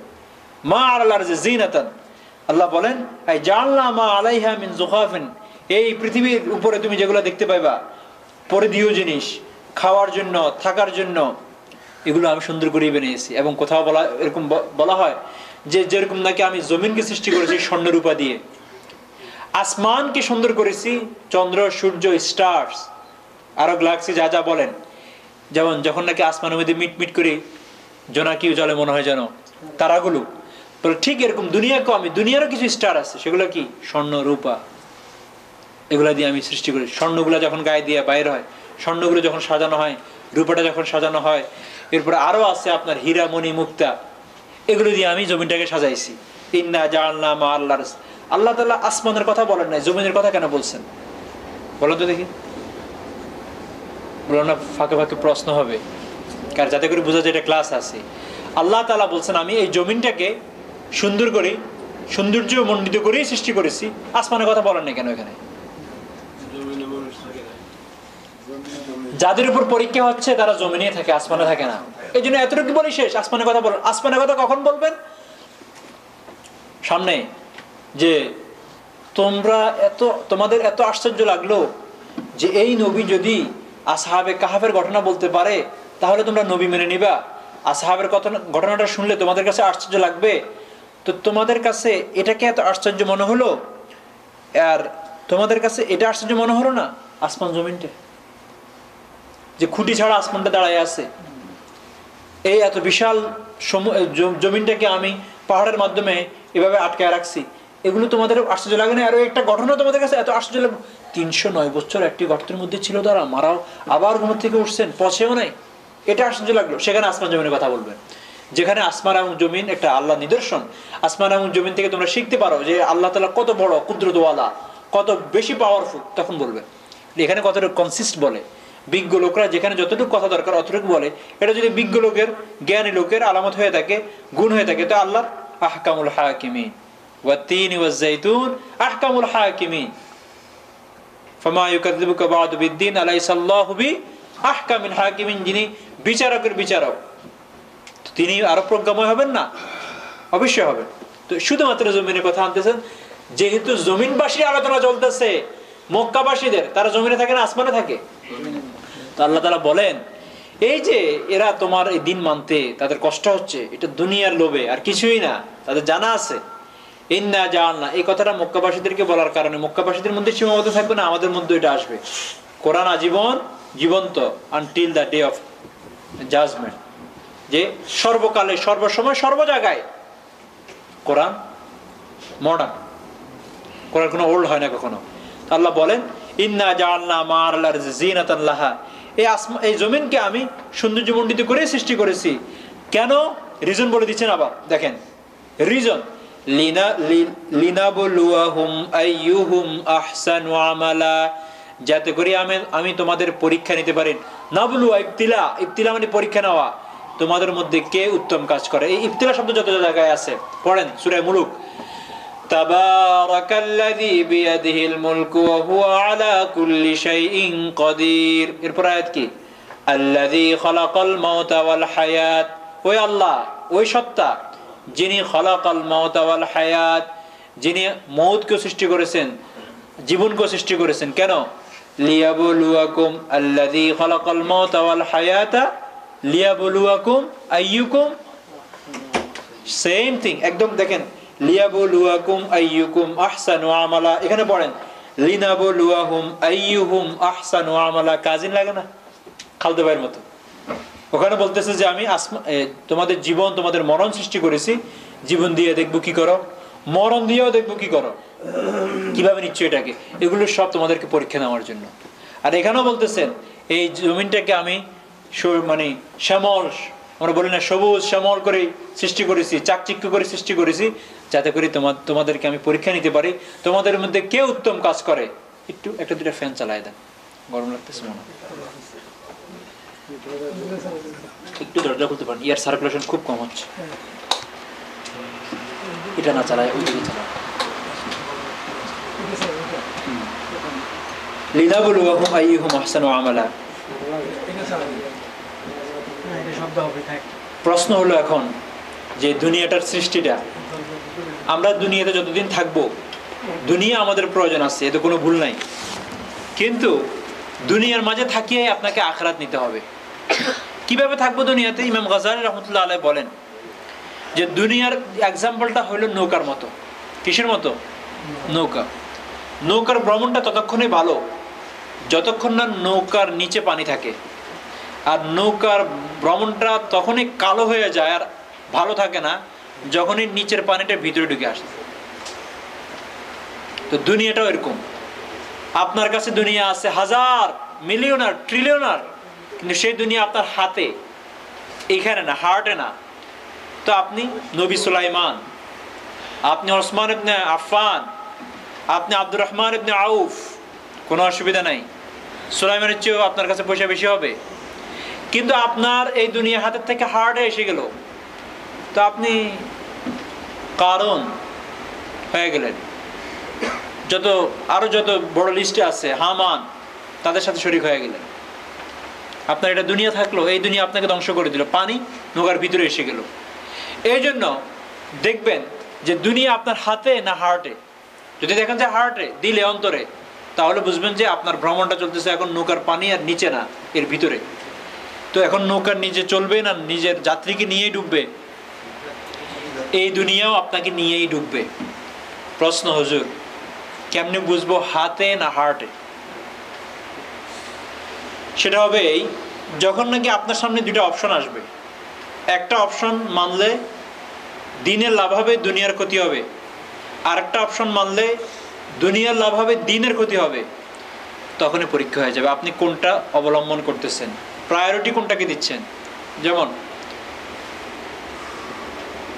ফোন আসছে, একটা অর্ডার, হয়তো অনেক টাকার অর্ডার, একই সাথে পাশে মসজিদ আল্লাহু আকবার, আল্লাহু আকবার, ইকামতের আওয়াজ এসে গিয়েছে, আল্লাহু আকবার, আল্লাহু আকবার। ওই দিক দিয়ে ফোন, 300 মানুষের অর্ডার, ক্যাটারিং করে দিবেন। আপনি দোকান, রেস্টুরেন্টের মালিক, সোজা কথা ধরেন না, এখানে ক্যাটারিং, এখানে শেফও আছে মাশাআল্লাহ। কোন দিকে যাবেন? এদিকে আল্লাহ ডাকতেছে, এদিকে বন্দা ডাকতেছে। এই সময় আপনার প্রায়োরিটি যদি আল্লাহর দিকে থাকে, তাহলে তার মানে হলো আপনার দুনিয়া হাতে, হার্টে না, কলবে না, অন্তরে না। যদি অর্ডারের দিকে যায়, বন্দার দিকে যান, তাহলে দুনিয়া হার্টে। ওটা পরে করা যাবে, আগে এটা করতে হবে আমাকে। আরে যে আল্লাহ আপনাকে এখন যে অর্ডার দিয়েছে, এই আল্লাহ আবার আপনি আসলে অর্ডার পাঠাতে পারে না। এই জন্য আমার এটা বয়স তো কম, তারপরেও বাংলাদেশে অনেক রিক্সা চালকদের কথা বলি, বড় বড় লোকদের কথা বলবো না। রিক্সা চালকরা অনেকেই এই কথা বলেছেন যে নামাজ না পড়াকালে যখন রিক্সা চালাইতাম তখন যা পাইতাম, যখন নামাজ পড়া শুরু করেছি তার চেয়ে বেশি পাইছি। অর্থাৎ অনেক রিক্সা চালকের কথা হলো, হুজুর 5 বার যদি মসজিদে যায় তাহলে আর মানুষ মানে যাত্রীরা না লাগবে না, শুধু নামাজে মসজিদে বসে থাকতে হবে। কিন্তু দেখা গিয়েছে যেই রিক্সা চালক তার চাকাটাকে বন্ধ করে নামাজে ঢুকেছে, সে বাইরে দেখছে ওই লোক ওই পায়ের উপর পাও দিয়ে যে ওখানে বসে আছে, কাস্টমারের অভাবে সে ওইভাবেই আছে। কথা বুঝতেছেন আমার কথাটা? ছোট্ট এক্সাম্পল দিলাম রিক্সাওয়ালা দিয়ে। এটাকে আপনারা এই দেশের যারা গাড়ি চালান তারাও নিজেদের সাথে মিলাইতে পারেন, কোনো অসুবিধা নাই। আপনার কাছে মনে হবে হবে অনেক সময় ঠিক নামাজের সময় যাত্রী ডাক দেয়, এটা একটা পরীক্ষা আসে, কোনো অসুবিধা নাই, এটা আসবে। কিন্তু এরপরেও নামাজটাকে অন টাইম রাখার চেষ্টা করুন। জামাত ছুটুক, অন টাইম থেকে যেন না ছুটে যায়। জামাত ছুটতে পারে, কারণ এই দেশে হলো ঘড়ির সাথে চলে। কিছু লোক আসবে এই জন্য যে ইমাম সাহেব কয়েক মিনিট দেরি করবেন, তাও হবে না, সেখানে আবার আরেক প্রেশার কাজ করে যে ঘড়ি এরকম হয়ে গেছে। ভুলও যদি ঘড়ি সোজা হয়ে যায়, ইমাম সাহেব ওই ঘড়ি অনুযায়ী আমল করতে হবে। বিরাট ব্যাপার স্যাপার। যে যাক, কিন্তু দেশে তো অনেক সময় এমন হয় যে ঠিক আছে আমরা গ্রাম্য মানুষ 4-5 মিনিট দেরি করি, মেইন তো উদ্দেশ্য বেশি লোক হওয়া। হয়তো জামাত ছুটতে পারে আপনার, অথবা অনেক সময় এরকম হয় পার্কিং করতে করতে 4 রাকাত নামাজ পড়তে 5 মিনিট লাগে, শেষ হয়ে যায় ইমাম সাহেবের। কিন্তু টাইম যেন না ছুটে, কাজা যেন না হয়ে যায়, আদা যেন থাকে, পেমেন্টটা যেন আদায়ের মধ্যে থাকে, কাজার মধ্যে না হয়ে যায় যে টাইমে চলে গেল, যেন না হয়। তো এটা হলো দুনিয়ার বিষয়টা, যে দুনিয়া যদি আপনার হাতে থাকে ইনশাআল্লাহ আপনি যদি ট্রিলিয়নারও হন কোনো অসুবিধা নাই। এই জন্য আমরা বলি দুনিয়াদার হওয়া এটা দিনের সাথে সাংঘর্ষিক না। কিন্তু অনেকে মনে করে ধনী হওয়া ধর্মের সাথে সাংঘর্ষিক। ধনী ব্যক্তি আবার ধার্মিক হইতে পারে নাকি? ধার্মিক ব্যক্তি আবার ধনী হইতে পারে নাকি? তাহলে এমন কোনো পৃথিবীর মানে বড় বা বুজুর্গ আছে যার ধার্মিকতা হযরত ওসমান ইবনে আফফান কি পিছিয়ে ফেলতে পারবে? যে ওসমানের কাছে আল্লাহ রাসূল 2টা মেয়েকে বিবাহ দিয়েছেন এবং বলছেন যদি আমার এরকম 100টা মেয়েও হতো আমি ওসমানের কাছে বিবাহ দিতাম, একটার পর একটা যদি মারা যেত। কত মহব্বত করেন, গানি ছিলেন, সবচেয়ে ধনী সাহাবী ছিলেন। তো যদি ধনী হওয়া ধার্মিক, মানে ধনী হওয়াটা যদি ধার্মিক বিরোধী হতো, সাংঘর্ষিক হতো, তাহলে ওনাকে আল্লাহ বানাইতেন। তো হাউ অ্যাবাউট প্রফেট সুলাইমান? হ্যাঁ, ডাইরেক্ট দবদবা নিয়ে চলতেন। ওনার তো শুধুমাত্র স্বাভাবিক ছিলেন না যে শুধুমাত্র সিংহাসন নিয়ে, ওনার সিংহাসন তো উপর দিয়ে উঠতো। উনি একবার উপর দিয়ে যাচ্ছেন, ওনার তো সিংহাসন উপর দিয়ে যাইতো। ঠিক লিফটের যে অবস্থা এখন, লিফট কিসের আপনি এখন ভ্রাম্যমান কি বলতে পারেন, শাটল যেগুলো, বা আরো সহজে এখন তো বাইরে গিয়েছে, এরা ড্রোন তৈরি করেছে, ধরেন না এগুলো একটা সিংহাসন বানায় নিল। উনি যাচ্ছেন, হঠাৎ এক কৃষক উপর দিকে তাকায় সুবহানাল্লাহ, মানে আশ্চর্য হয়ে তো এটা বলি সুবহানাল্লাহ, আল্লাহ তাকে কি সম্মান দিয়েছে। সাথে সাথে উনি নিচে ল্যান্ড করলেন। আর কৃষক তো পেটে মোচড়ানো শুরু হয়ে গেল, জানি কি ভুল করে ফেললাম। তো কৃষক খুব আকুতি মিনতি করে গেল, বাদশাহ আমি মনে হয় কোনো ভুল করে ফেলছি, প্লিজ আমার মাফ করে দিন। বলে যে তুমি কি বলছিলা আবার বলো। বলে যে আমি এমন তো কিছু বলি নাই, আমি শুধু আপনার এই বিশালতা দেখে আর এই মানে আশ্চর্য কোনো কিছু নাই আপনি উপর দিয়ে, আমি একটু সুবহানাল্লাহ বলছি। বলে যে তুমি যে শব্দটা বলেছ এটা আমি সুলাইমানের এই সিংহাসন চেয়েও তোমার ওই শব্দের যে মিনিং আর যে পাওয়ার, যে রিওয়ার্ড, সেটা অনেক বেশি। এই জন্য আল্লাহ আমাকে সরাসরি নিচে নামতে ল্যান্ড করাই দিয়েছেন তোমার এই শব্দটা আরেকবার শোনার জন্য। এর ভ্যালিউ, সুবহানাল্লাহর ভ্যালিউ, এর যে return to Allah much more, বেশিতে আরো বেশি দেন আমার এই সিংহাসন, অনেক বেশি। আমার এই সিংহাসনের ভ্যালিউ তোমার কাছে বেশি মনে হয়েছে, এই জন্য তুমি সুবহানাল্লাহ বলছো। তোমার সুবহানাল্লাহর ভ্যালিউ আল্লাহর কাছে আমার সিংহাসনের চেয়ে বেশি। সুবহানাল্লাহ। তা আমাদের কাছে সিংহাসন নাই কিন্তু সুবহানাল্লাহ নাই, এটা তো বলতে পারি।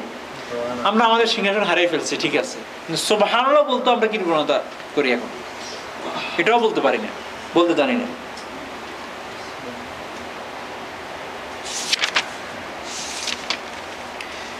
ইয়া আল্লাহ।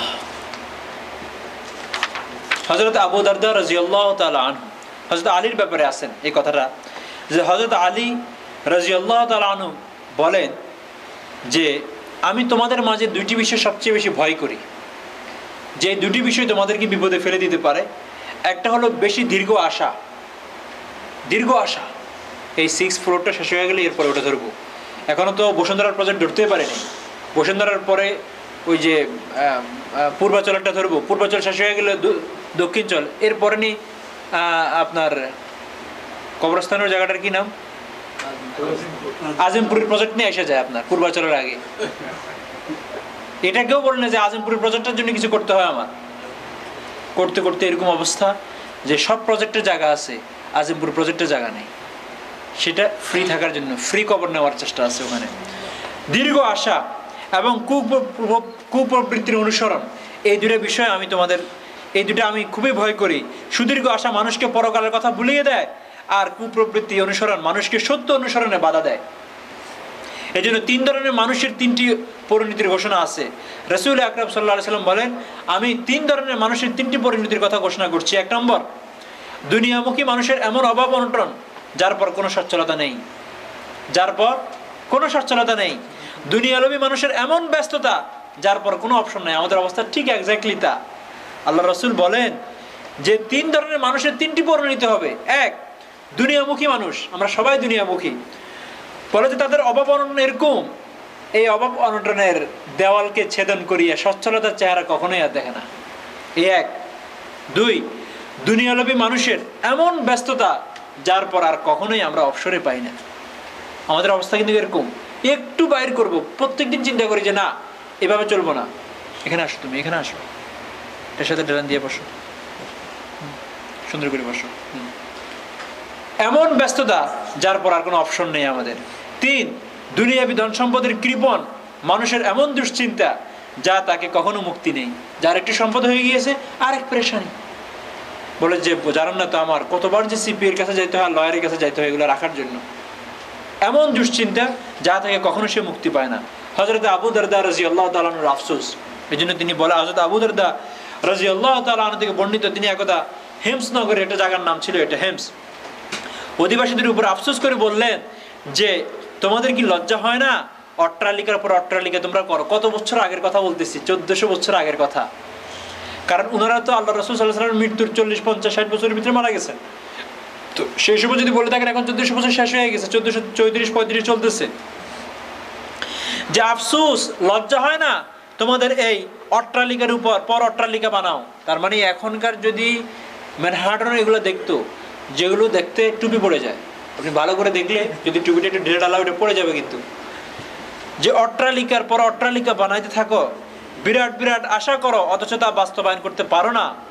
আর এমন ধন সম্পদ পুঞ্জীবিত করো যা ভোগ করার সুযোগ তোমাদের হয় না। তোমাদের পূর্ববর্তী লোকদের মজবুত অট্টালিকা বানিয়েছিল কওমে আদ, কওমে সামুদ। আমি আর আপনি অট্টালিকা বানাই কোথায় ভাই? কোথায় বানাই? সমতলে। তারা কোথায় বানাতেন জানেন? পাহাড় কেটে বেড়ে, মনে করেন একটা পাহাড়ের উচ্চতা হলো 300 ফুট, আমি ছোট পাহাড়ের কথা বললাম, আর বেশি বললাম না। 500 ফুট 600 ফুটের নিচে তো ছোটখাটো পাহাড়, এটা পাহাড়ে বলে না, এটা অন্য কিছু, এটা টিলা টালা বলবেন আর সর্বোচ্চ। তো 500 ফুট পাহাড়কে তারা ডিজাইন করে কেটে ফেলে এটা বাড়ি পারবেন? তো কে বেশি মজবুত বাড়ি বানাইতো এবং অট্টালিকা বেশি মজবুত? শুধু তা না, এদেরকে আল্লাহ তাআলা এমন মানে ইঞ্জিনিয়ার বানাই দিয়েছেন যে এরা উইন্টার আর সামার হিসাবে বাড়ি বানাইতেন। এটা কিন্তু অনেক প্রাণীর আছে, অনেক প্রাণী বাসা বানায় যে গর্ত করিয়ে, যখন নাকি বেশি গরম পড়ে তো অনেক গভীরে থাকে, অনেক গভীরে চলে যায় ঠান্ডা। এই জন্য সাপ বেশি গরম পড়লে কেন খাদা থেকে বেরিয়ে যায়, কারণ তার খাদার ভিতরেও গরম হয়ে যায়। তারা বাড়ি বানাইতেন এমন, উইন্টারে এক সাইডে থাকবেন, সামারে এক সাইডে থাকবেন। উইন্টারে এমন জায়গা থাকবেন যেখানে শীত যায় না, সামারে এমন জায়গা থাকবেন যেখানে আলো বাতাস আসে। 1, 2 নম্বর, পাহাড়ের ভিতরে এমন ভাবে রুম করতেন, প্রত্যেকটা রুমে দিনে সূর্যের আলো যাবে, রাত্রে চন্দ্রের আলো যাবে। সুবহানাল্লাহ। কিভাবে জানেন? এমন একটা অ্যাঙ্গেলে এই ঘর থেকে ওই ঘরে দরজা বানাইতেন যে প্রথম আলোটা এখানে আসবে, সেখান থেকে রিফ্লেক্ট করে ওখানে যাবে, ওখান থেকে ওখানে যাবে, ওখান থেকে ওখানে যাবে। পারবেন? আমাদের এখন ঢাকা শহরে কেন, এই দেশেও বাস জানালা আছে, ব্যালকনি আছে, সবে আছে, কিন্তু ডার্কনেস এটা ছাড়ে না কখনো। ওটা প্রতিদিন ওটাকে রাত্রের অন্ধকারের মতোই লাগে। আরেক বিল্ডিং পাশে দাঁড়াই গেছে, আর কি করবে? কিছুই করার নেই। তো ওটা এখন স্টোর রুম হয়ে যায় আমাদের, এছাড়া আর কিছু না।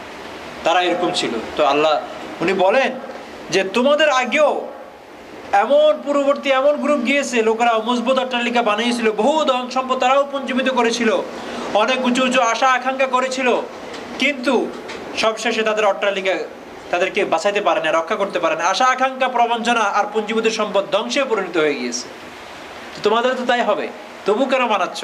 তবু কেন একবার তোমরা তাদের থেকে সবক নিচ্ছ না, উপদেশ গ্রহণ করতেছো না? আমরা মুসাফির, এইখানে আমরা মুসাফির। আমাদের জন্য এটা এমন না যে আমরা, একজন আমাকে জিজ্ঞাসা করতেছে যে আপনার ওখানে থাকেন যেটা পার্মানেন্ট নাকি? পৃথিবীর কোনো কিছু পার্মানেন্ট আছে নাকি? আবার কোনো কিছু পার্মানেন্ট না, সব টেম্পোরারি। হযরত আব্দুল্লাহ ইবনে ওমর রাদিয়াল্লাহু আনহু থেকে বর্ণিত, রাসূল আকরাম সাল্লাল্লাহু আলাইহি সাল্লাম বলেন, তুমি দুনিয়াতে এমন ভাবে থাকো যে তুমি একজন মুসাফির আও আবির সাবিল, তুমি দুনিয়াতে এমন ভাবে যাপন করো যেন তুমি একজন পরদেশী বা মুসাফির। পরদেশীরা বড় ধরনের কিছু নেয়, বড় টেলিভিশন, বড় ফ্রিজ নিয়ে রাস্তা হাঁটা শুরু করে। আরে ভাই, আসছি কোনোভাবে থাকার জন্য সফরে, এত কিছু কি প্রয়োজন? আর তুমি নিজেকে মৃত্যু মনে করো, নিজেকে মৃত্যু মনে করলে খুবই সহজ। হযরত কম আশাটা কিভাবে কমাবো আমরা? কম আশা রাখার কারণে আমাদের কি পুরস্কার আছে? হযরত আবুল্লাহ সামারকান্দি রহমতুল্লাহ আলাইহি বলেন, যে ব্যক্তি তার আশা আকাঙ্ক্ষাকে খাটো করে, আল্লাহ তাআলা তাকে 4টি সম্মানে ভূষিত করবেন। কয়টি? যদি আপনি আপনার আশাটাকে আকাঙ্ক্ষাটাকে কাট করেন, ছোট করেন, তো আল্লাহ আপনাকে কয়টি পুরস্কারে পুরস্কৃত করবেন? 4। নাম্বার 1, আল্লাহ তাআলা তাকে প্রথম পুরস্কার, আল্লাহ তাআলা যে নাকি আশা আকাঙ্ক্ষাকে কাট করে ছোট করে দিবে, প্রথম পুরস্কার দিবেন তাকে ইবাদত বন্দেগীতে অবিচল থাকার শক্তি দিবেন। সুবহানাল্লাহ। ইবাদত বন্দেগীতে অবিচল থাকার, সেটা কি? গত 5টি বছর আপনার কখনো কোনো নামাজ কাজা হয় নাই, জামাত ছুটছে, কাজা হয় নাই। ইবাদত বন্দেগীতে অবিচল থাকার শক্তি, তৌফিক, মানে শক্তি দিবেন। কম নেয়ামত এটা। গত 5 বছরে কোনো রোজা ছুটে নাই, গত 5 বছরে বড় ধরনের কোনো গুনাহ আপনার থেকে হয় নাই, গত 5 বছরে তাহাজ্জুদ ছুটে নাই। এটা কম বড় নেয়ামত? কখন দিবেন? যদি আশা আকাঙ্ক্ষার একটু কাট করে ছোট করে ফেলেন। 1 নম্বর, আল্লাহ তাআলা তাকে ইবাদত বন্দেগীতে অবিচল থাকার শক্তি দান করেন। কারণ বান্দা যখন নিশ্চিত জানে যে মৃত্যু তার অতি নিকটে, তখন সে ভবিষ্যতের ক্ষতিকারক কোনো কাজ করে না। 1। 2 নম্বর, তার পার্থিব চিন্তা ভাবনা কমিয়ে দেন। এই যে টেনশন, বাড়ির ভাড়া কিভাবে দিব, সামনে ছেলে মেয়েদের কি অবস্থা হবে, ফিক্সড ডিপোজিট নাই, ব্যাকআপ প্ল্যান নাই, লাইফ ইন্স্যুরেন্স নাই, এই যে একটা পেরেশানি, এটা আপনার মাথা থেকে আল্লাহ ডিলিট করে দিবেন। এগুলো সব তো আমাদের মাথার কোষগুলো আমাদেরকে এরকম করতে থাকে, ওটা ডিলিট করে দিবেন, ইনঅ্যাক্টিভ করে দিবেন। শেষ। আপনার মাথায় অনেক মানুষকে দেখবেন দিব্যি চলছে, তার 2000 টাকা ব্যাংকে নাই, কিন্তু তার চলা চকমা এবং তার লাইফ লিড আপনি দেখলে আপনার হিংসা লাগে ওঠে, কীভাবে চলে? অর্থাৎ সে তার মাথা থেকে সমস্ত টেনশন ঝেড়ে ফেলে দিয়েছে। এটা সে করেনি, আল্লাহ তাআলা করছে, আল্লাহ তাআলা করেছে। তো আল্লাহ বলেন, যদি কোনোভাবে নিজের আশা আকাঙ্ক্ষাকে ছোট করা যায়, তো তুমি আরেকটা পুরস্কার পাবা, পার্থিব চিন্তা ভাবনা কমিয়ে দিবেন আল্লাহ তাআলা। কারণ মৃত্যু অতি নিকটে জেনে কেউ পার্থিব চিন্তা ভাবনায় বিভোর থাকে না। আসতে পারে, বিভোর থাকবে না, ডেপথে যাবে না, গভীরে যাবে না, এটাকে সিরিয়াসলি নিবে না। কারণ is not that his main concern তো আখিরাত। তাকে অল্প দুষ্ট। 3 নম্বর, আল্লাহ তাআলা তাকে অল্প দুষ্ট বানান, অল্প কিছু পাইলেই খুশি হয়ে যাবে। কারণ মৃত্যুকে অতি নিকটে জেনে কেউ কখনো প্রাচুর্যের পিছনে দাবিত হয় না। পরকালে চিন্তা তখন তাকে বিভোর রাখে, এই জন্য অল্প পেলে বাস হ্যাপি। কিন্তু আমাদের অবস্থা, কোনোভাবে ট্যাক্স ফাইলটা কম পাইলাম, অনেক কম হয়ে গেছে, গতবার ভালো পাইছিলাম, তো কত পাইছিলাম এবার? 9000 পাইছিলাম, গতবার 11000 ছিল, 2000 কম গেছে। আহা, আফসোস। অল্পে তুষ্ট নাই আমরা, বিরিয়ানির প্যাকেটটা ছোট্ট হয়ে গেছে। আরে ভাই, এটাও খাইতে পারবেন কিনা, ইভেন এইটা ডাইজেস্ট করার মতো ক্ষমতা আপনার পেটে আছে কিনা সন্দেহ। এরপরে খাবার দাবারের জন্য ঘরে একটা আইটেম, আহা, একটা আইটেম দিয়ে আজকে খানা খাবো। পৃথিবীতে এমন লোক আছে শুধু মিনারেল ওয়াটার পান করবে, সে পানি পাচ্ছে না। আপনি তো পানীয়র পরে খাদ্য পাচ্ছেন। পৃথিবীতে এমন, আফ্রিকাতে যান, পানি পান করবে, সে পানি পাচ্ছে না। কিন্তু আমরা 1 বা 2 আইটেম খাদ্য তরকারি, এই জন্য মনে খুব গোসা। আহা, আমার টেবিলে মাত্র 2টা, তাও কালকের ফ্রিজের। এই জন্য যখন জান্নাতের কথা সামনে থাকবে, যখন মৃত্যুকে স্মরণ থাকবে, তখন এটাতেই খুশি যে আমি তো চলেই যাব, মুসাফির মানুষ না, এত 10 আইটেম দিয়ে কি করব আমি, প্রয়োজনটা কি আমার? 4 নম্বর পুরস্কার, আল্লাহ তাআলা তার হৃদয়কে আলোকিত ও জ্যোতিময় করে দিবেন। হৃদয়ে যখন কোরআন তেলাওয়াত করবেন মজা পাবেন, টেস্ট লাগবে, নামাজ পড়বেন, ইবাদত করবেন, টেস্ট লাগবে, ভালো লাগবে। এটা তো কম না। 4টি কারণে অন্তর আলোকিত ও জ্যোতিময় হয়। 4টে কাজ করবেন, বেশি বেশি অন্তরটা আলোকিত। অন্তর যদি একবার আলোকিত হয়ে যায়, তো ইনশাআল্লাহ অন্ধকার একবার চলে গেলে সেখানে আল্লাহকে দেখতে পাবেন। কলবুল মুমিনি আরশুল্লাহ বলা হয়, মুমিনের হার্ট আর কলব নাকি আল্লাহর আরশ, সিংহাসন, আল্লাহ তাআলার অবস্থান, আল্লাহর যে নূর তাজাল্লিয়াত আসিয়া বসে, সেটা হলো কোথায়? মুমিনের কলবে। 1 নম্বর, যদি কলবকে আলোকিত করতে চান, যদি অন্ধকার করতে চান তো এর বিপরীত করবেন, যদি আলোকিত করতে চান তো এটা করবেন। সেটা 1 নম্বর, অল্প আহার করা। প্রথমে নিজেকে পরীক্ষা করেন, প্রশ্ন করেন আমরা অল্প আহার করি কিনা। খানা কম খাইতে হবে। সবাই মেশিন কিনবো, দৌড়াদৌড়ি করবো, কি ফিটনেস, বেলি ফিটনেস, পেটকে, বেলি মানে পেট না, এটার ফিটনেস ঠিক রাখার জন্য যাবে, তবু কম খাবেন। আজীব অবস্থা। কেউ যখন আমাকে বলে যে একটু স্বাস্থ্যবান না, একটু মোটা হলে ভালো, আমি বললাম যে পৃথিবীতে কোনো মেশিন বানায় নাই মোটা হওয়ার জন্য, সব বানানো হয়েছে চিকন হওয়ার জন্য। কারণ আল্লাহ বডিকে এমনভাবে ডিজাইন করেছেন, ইটসেলফ এটার ভিতরে দিয়ে রাখা হয়েছে, এটা মোটা হয়ে যাবে অটোমেটিক। চিকনের জন্য একমাত্র অল্প আহার ছাড়া আর কোনো মেশিন নেই। আহারটা অল্প করবে। ইভেন আমাদের সবচেয়ে বড় ক্ষতিটা কি জানো? আমাদের চোখটা আমাদের শত্রু। এই চোখ, এই জিহ্বা চাবাইতে পারবে না, পেটে নিতে পারবে না, কিন্তু চোখ বলে যে আরো লাগবে, প্লেটটা এত বড় করে নেবে। লাইন ধরলে যে আরেকবার লাইনে আসলে পাবো না কি আইটেমটা নিয়ে নি এখন, মানে কি to be safe side, safe সাইডে থাকার জন্য নিয়ে নি, এরপরে গার্বেজে ফেলে দিই। আর আমি বুঝি না, আমাদের অনেকের এটা মনে হয় যেন একটা হ্যাবিট হয়ে গিয়েছে যে প্রত্যেক দিন প্রত্যেকটা খাবারে, চা থেকে শুরু করে, চাতে তো বদভ্যসটা আছে, আধা কাপ খাবে, আধা কাপ, এবার মনে করে এটা এভাবে ডিজাইন হয় যে আধা কাপ খাওয়ার জন্য, আধা কাপ ফেলার জন্য, খাওয়ার শেষে সামান্য কট্টক অংশ খাবারে ফেলাইতে হবে। এটা কিন্তু ব্যাড বদভ্যাস। একবার যদি আপনি করেন না, তো ঠিক আপনি যদি খাবার অল্পও নেন, ওই 3 লোকমা থাকতে আপনি আপনার ব্রেন আপনাকে ডিক্লেয়ার দিবে আর খাওয়া আর পেটে যাবে না, ওটা ফেলাই দিবে। এই জন্য এটা না করি, এটা না করি। আমাদের এটা হয়, আমাদের এই অভ্যাসটা, আমাদের অনেকের বদভ্যাস আছে। যখনই খাবে এই কিছু একটা অংশ সেখানে 30% বা 25% বা 15% ফেলে দিবে, উইথ নো রিজন, কোনো কারণ নাই ফেলানোর, বদভ্যাস ছাড়া। এটা আমরা ছাড়তে চেষ্টা করি। নাম্বার 1, অল্প আহার করা। সৎকর্ম লোকদের সাহচর্য নেওয়া, সৎ কর্মপরায়ণ লোকদের সাহচর্য অবলম্বন করা। এটার তো এখন অভাব হয়ে গিয়েছে। ছেলে যদি লোকাল ইমাম সাহেবের সাথে চলে, ছেলে যদি কিছু রিলিজিয়াস ছেলেদের সাথে চলে, তো বাপ মা ইমামের কাছে আসে বলে একটু দোয়া করিয়েন। কি সমস্যা? ছেলেটা মনে হয় একটু বেশি রিলিজিয়াস হয়ে যাচ্ছে। দোয়া করতাম রিলিজিয়াস থেকে বাইরে যাওয়ার জন্য। বুঝলাম না, ছেলেটা মাত্র 8-9 গ্রেডে পড়ে, সে বলে সে বায়না ধরছে সে দাঁড়িয়ে রাখবে। মা বাপের পেরেশানি, চিন্তায় চিন্তিত, ছেলে দাঁড়িয়ে রাখবে বলে। ছেলের ডিমান্ড দাঁড়িয়ে রাখা। কোথায় চলে আসছি আমরা? মা বাপের পেরেশানি, ছেলে হোমওয়ার্ক রেখে এসে নামাজে চলে আসে, হোমওয়ার্ক শেষ হয় না। কত মানে আমরা কত, আমাদের অধঃপতনটা কোথায় চলে আসছে? এই জন্য ভালো সৎকর্মপরায়ণ লোকদের সাহচর্য অবলম্বন করতে পারলে আপনার অন্তর কি হবে? আলোকিত হবে। শুনেন, এটা হলো চেরাগের মতো।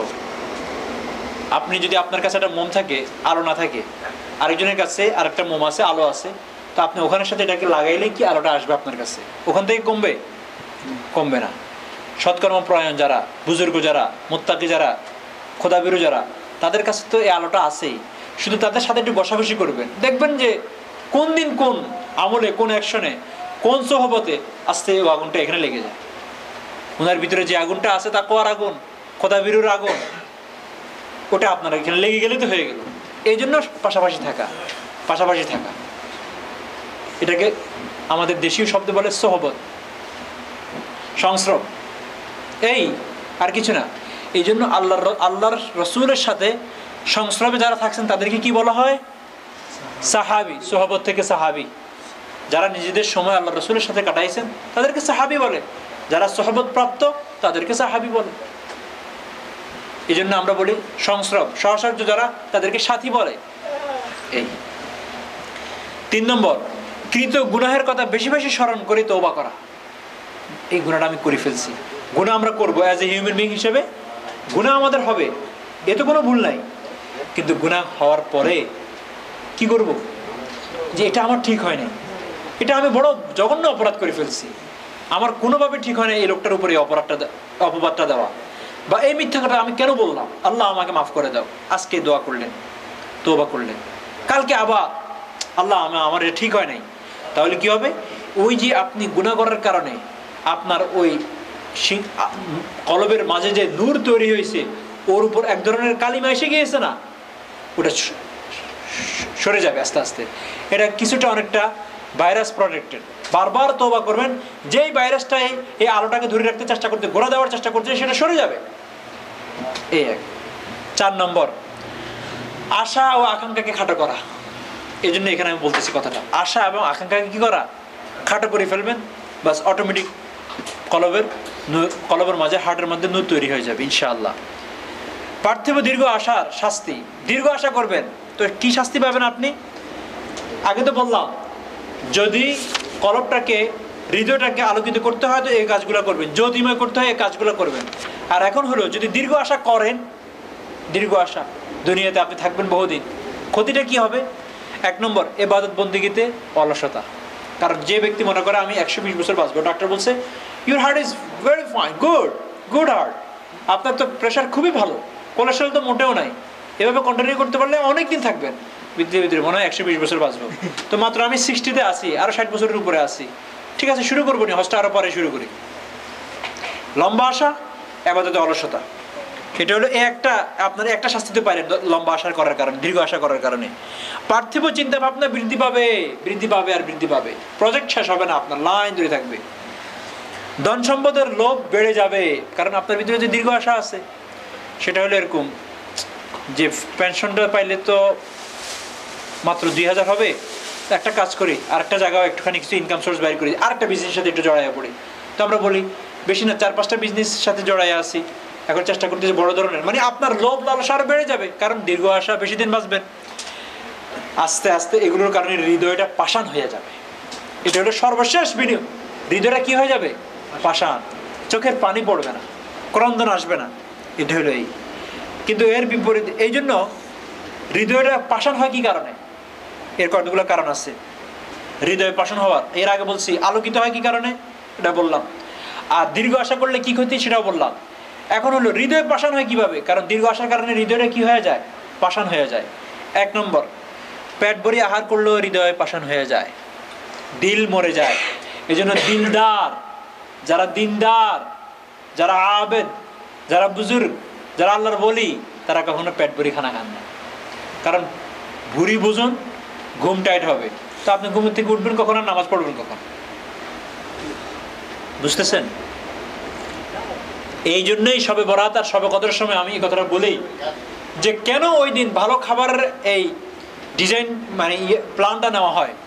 শয়তান দেখেছে আজকে তো এরা মানজায় বেল্ট বাঁধতেছে ইবাদত করার জন্য, আমি তাদেরকে কিভাবে ইবাদত থেকে কায়েদ করতে পারি? যদি বলি সবে বরাতের কোনো ফজিলত নাই, শুনবে না। কারণ ইমাম সাহেব যে বক্তব্য রাখবে আজকে, সবে কদরের কোনো ফজিলত নাই, তারা বলবে ইন্না আনজালনাহু ফি লাইলাতুল কদর, লাইলাতুল কদরি খায়রুম মিন আলফি শাহর, মানবে না। তো কি করব?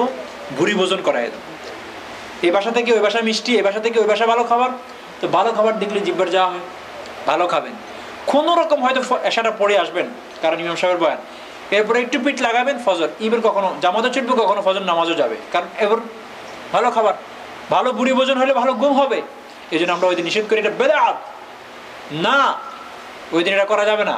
যত খালি পেটে থাকা যায় তত বেশি ইবাদত করা যায়, তত বেশি ইবাদত করা যায়। এবং জানেন খালি পেটে গ্যাসও কম হয়, ভরা পেটে গ্যাসও বেশি হয়। গ্যাস বলতে উজু চলে যাওয়া, এটা করা, বাথরুমের প্রয়োজন হওয়া, এসব হইতে থাকবে। এই জন্য সর্বপ্রথম যে ক্ষতিটা হবে, পেট ভরি খাওয়ার কারণে হৃদয় পাষাণ হয়ে যায়। পাপিষ্ঠ লোকদের সাহচর্য, সমস্ত বন্ধু বান্ধব হলো যারা ক্রাইম আর সিন, গুনাহগার, তাদের সাথে আপনার চলা কি জন্য? পরে যে সবার সাথে হাত রাখি একটুখানি। আপনি ধারণা, এই যে আমরা যারা আমেরিকায় থাকি, আমাদের শরীরটা একটুখানি মোটামুটি বাংলাদেশি যারা যাদেরকে রেখে আসে, ওদের থেকে স্কিনের দিক থেকে আমরা একটু মসৃণ, একটুখানি ফর্সার দিকে চলে যায় আস্তে আস্তে, স্লোলি। কি কারণে? Environmental effect. ইনভায়রনমেন্টাল, থাকি এসিতে, রৌদ্রের সর্বোচ্চ যেই মানে তেজ, সেটা আমাদের দেশের গরমকালের প্রথম দিকের তেজের চেয়েও কম, এত কম। এরপরে ক্লিন, ইনভায়রনমেন্টাল, একটা ফোর্সম্যান আছে, ইনফোর্সম্যান আছে, এই কারণে এটা। তো আপনি থাকবেন ক্রাইমের ভিতরে, কালোর ভিতরে, এটা একটা কালো অধ্যায় না? এদের সাথে থাকিয়া আপনি আলোর আশা করতে পারেন? আপনার মাঝে নূর নূর আসতে পারবে? সম্ভব? তো থাকবেন আপনি অপরাধ জগতে, অপরাধ জগতের সম্রাট হইয়া আপনি বুঝি নিরপরাধ জগতের লোকদের বেনিফিট নিতে পারবেন? এটা হইতেই পারে না, অসম্ভব। আচ্ছা, অতীত পাপ রাশির কথা ভুলে যাওয়া। যখনই যে দীর্ঘ আশা যারা করবে, এদের যে বা যাদের হৃদয়টা পাষাণ হয়ে যাবে, এদের একটা ক্ষতি হইলেই কখনো নিজের ভুলের কথা স্মরণ পড়বে না। সে যে জিনা করেছে, সে যে মানুষ হত্যা করেছে, স্মরণ পড়ে না একটু। স্মরণ না পড়লে ভাই অনুশোচনা আসে। অনুশোচনার মেন কারণ তো, তওবা করার তো মেন কারণ অনুশোচনা যখন আসে, স্মরণ যখন পড়ে। যে ব্যক্তির স্মরণ এখনো আসে না, সে যদি এখন যদি 80 বছরের বয়স্ক লোক যে মসজিদে আসে না, কারণ কি জানেন? পাপের প্রতি তার কোনো মনোযোগ নাই, পাপ যে সে করেছে তার রিয়েলাইজেশনে নাই। আর যদি দেখেন কোনো মুরব্বী একটু বয়স হওয়ার পরে মসজিদমুখী, তার কারণ হলো এই কারণে না যে বাস উনি বয়স্ক হয়েছেন জন্য ওনার ভিতরে এই রিয়েলাইজেশনটা আসছে, আমি কিছু করেছি আমার যুবককালে, জওয়ানকালে, যেগুলো আমার ভুল হয়েছে, তার প্রায়শ্চিত্ত দরকার, তার তওবা ইস্তেগফার করা দরকার, এই জন্য। কিন্তু দিলটা যদি শক্ত হয়ে থাকে, এটাই আসবে না। দীর্ঘ আশা আকাঙ্ক্ষা থাকা, এই একটা। এখন হলো যে ভাই সব তো বললাম পাপীদের কথা, যদি মুমিন হইতে চায় তাহলে কি গুণ আনা উচিত? মুমিন হওয়ার 6টি গুণ। এই গুণগুলো থাকলে বুঝবেন যে আমার ভিতরে ঈমান আছে, আমার ভিতরে ভ্যালুয়েবল ঈমানটা আছে। 1 নম্বর, পরকালের সফলতার জন্য প্রয়োজনীয় ইলম আবশ্যক। যদি কাউকে দেখেন যে ইমাম সাহেবের কাছে দৌড়াদৌড়ি করে যে আমাকে অন্তত নামাজ পড়ার মতো সূরাগুলো শিখিয়ে দেন প্লিজ, আমি তো এই দুরূদ শরীফটা পারি না ঠিক মতে, আচ্ছা আমি জানাজার দোয়াটা ঠিক মতে পারি না, হুজুর আমাকে একটু কালিমাগুলো সহি শুদ্ধভাবে পড়ার, এই যে রিয়েলাইজেশন, আমাকে একটু কোরআন শরীফটা কোনোভাবে শুদ্ধ করে পড়ার জন্য একটু আমাকে সাহায্য করেন প্লিজ। এটা বড় প্রমাণ এর ভিতরে ঈমান আছে। ঈমান তাকে ধাক্কাধাক্কি করতেছে, ঈমান তাকে ফোর্স করতেছে এগুলো শেখার জন্য। কারণ ঈমান চাচ্ছে জান্নাতে নিয়ে যাবে একে, আর জান্নাতে নিয়ে যাবে হলে তার কাছে এগুলো থাকতে হবে বুঝি। আমরা অনেক সময় এয়ারপোর্টে যাওয়ার সময় কী কী লাগে? কমপক্ষে আপনার ভ্যালিড পাসপোর্ট তো লাগে। ভ্যালিড পাসপোর্টের দরকার আছে তো? আচ্ছা, এক্সপায়ার পাসপোর্ট দিয়ে যেতে পারবেন? পারবেন না। এরপর টিকিটও লাগবে, টিকিটও লাগবে। তারপরে যাই আপনাকে বোর্ডিংয়ে পাস করে ভিতরে নেওয়া যাবে। এখন ঈমান আছে, ঈমান জানে তাকে জান্নাতে নিতে হবে আমার, কিন্তু ভ্যালিড পাসপোর্ট তো লাগবে। কোরআন তেলাওয়াত করতে জানে না, আল্লাহর কোরআনে জানে না, নামাজে পড়তে জানে না, তো ভ্যালিড পাসপোর্ট টিকিট এগুলো না থাকলে আমি কীভাবে নিব?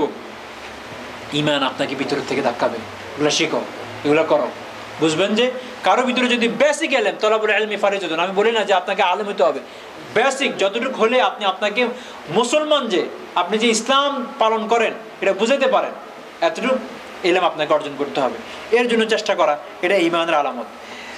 একজন দিনদার বন্ধু যে তাকে ইবাদত বন্দেগীতে সহায়তা করবে আর গুনাহের কাছ থেকে বিরত রাখবে, যাকে দেখবেন যে সে দিনদার বন্ধু খোঁজ করে, তার বন্ধু হিসেবে তাদেরকে চয়েস করতেছে দিনদার, যাতে করে দিনদার হতে পারে, বুঝবেন যে তার ভিতরে ঈমান আছে। প্রকৃত শত্রুকে চিনা ও তার কুমন্ত্রণা থেকে আত্মরক্ষা করা, শত্রুকে তার থেকে আত্মরক্ষা করার চেষ্টা করা, এটা একটা ঈমানের আলামত। সৃষ্টির সাথে ন্যায় ও ইনসাফপূর্ণ আচরণ করা, যাকে দেখবেন যে পৃথিবীর সমস্ত দাসী থেকে নিয়ে প্রাণী থেকে নিয়ে সবার সাথে সে ন্যায় আচরণ করার চেষ্টা করে, বুঝবেন এর ভিতরে ঈমান আছে। ঈমান না থাকলে সে এরকম করতে পারে না। তার দাসীর সাথে, গোলামের সাথে, কাজের লোকের সাথে, প্রাণীর সাথে। অনেক লোক আছেন প্রাণীটার মনে করেন যে এটা যথেচ্ছ ব্যবহার করা যাবে।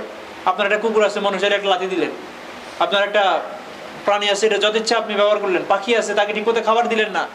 না, ন্যায়সঙ্গত কাজ করে যেন কিয়ামতের দিবসে তার বিপক্ষে না দাঁড়াবে, বুঝবেন যে ঈমান আছে। না হলে সে এই সৎ কাজটা করতে পারে না।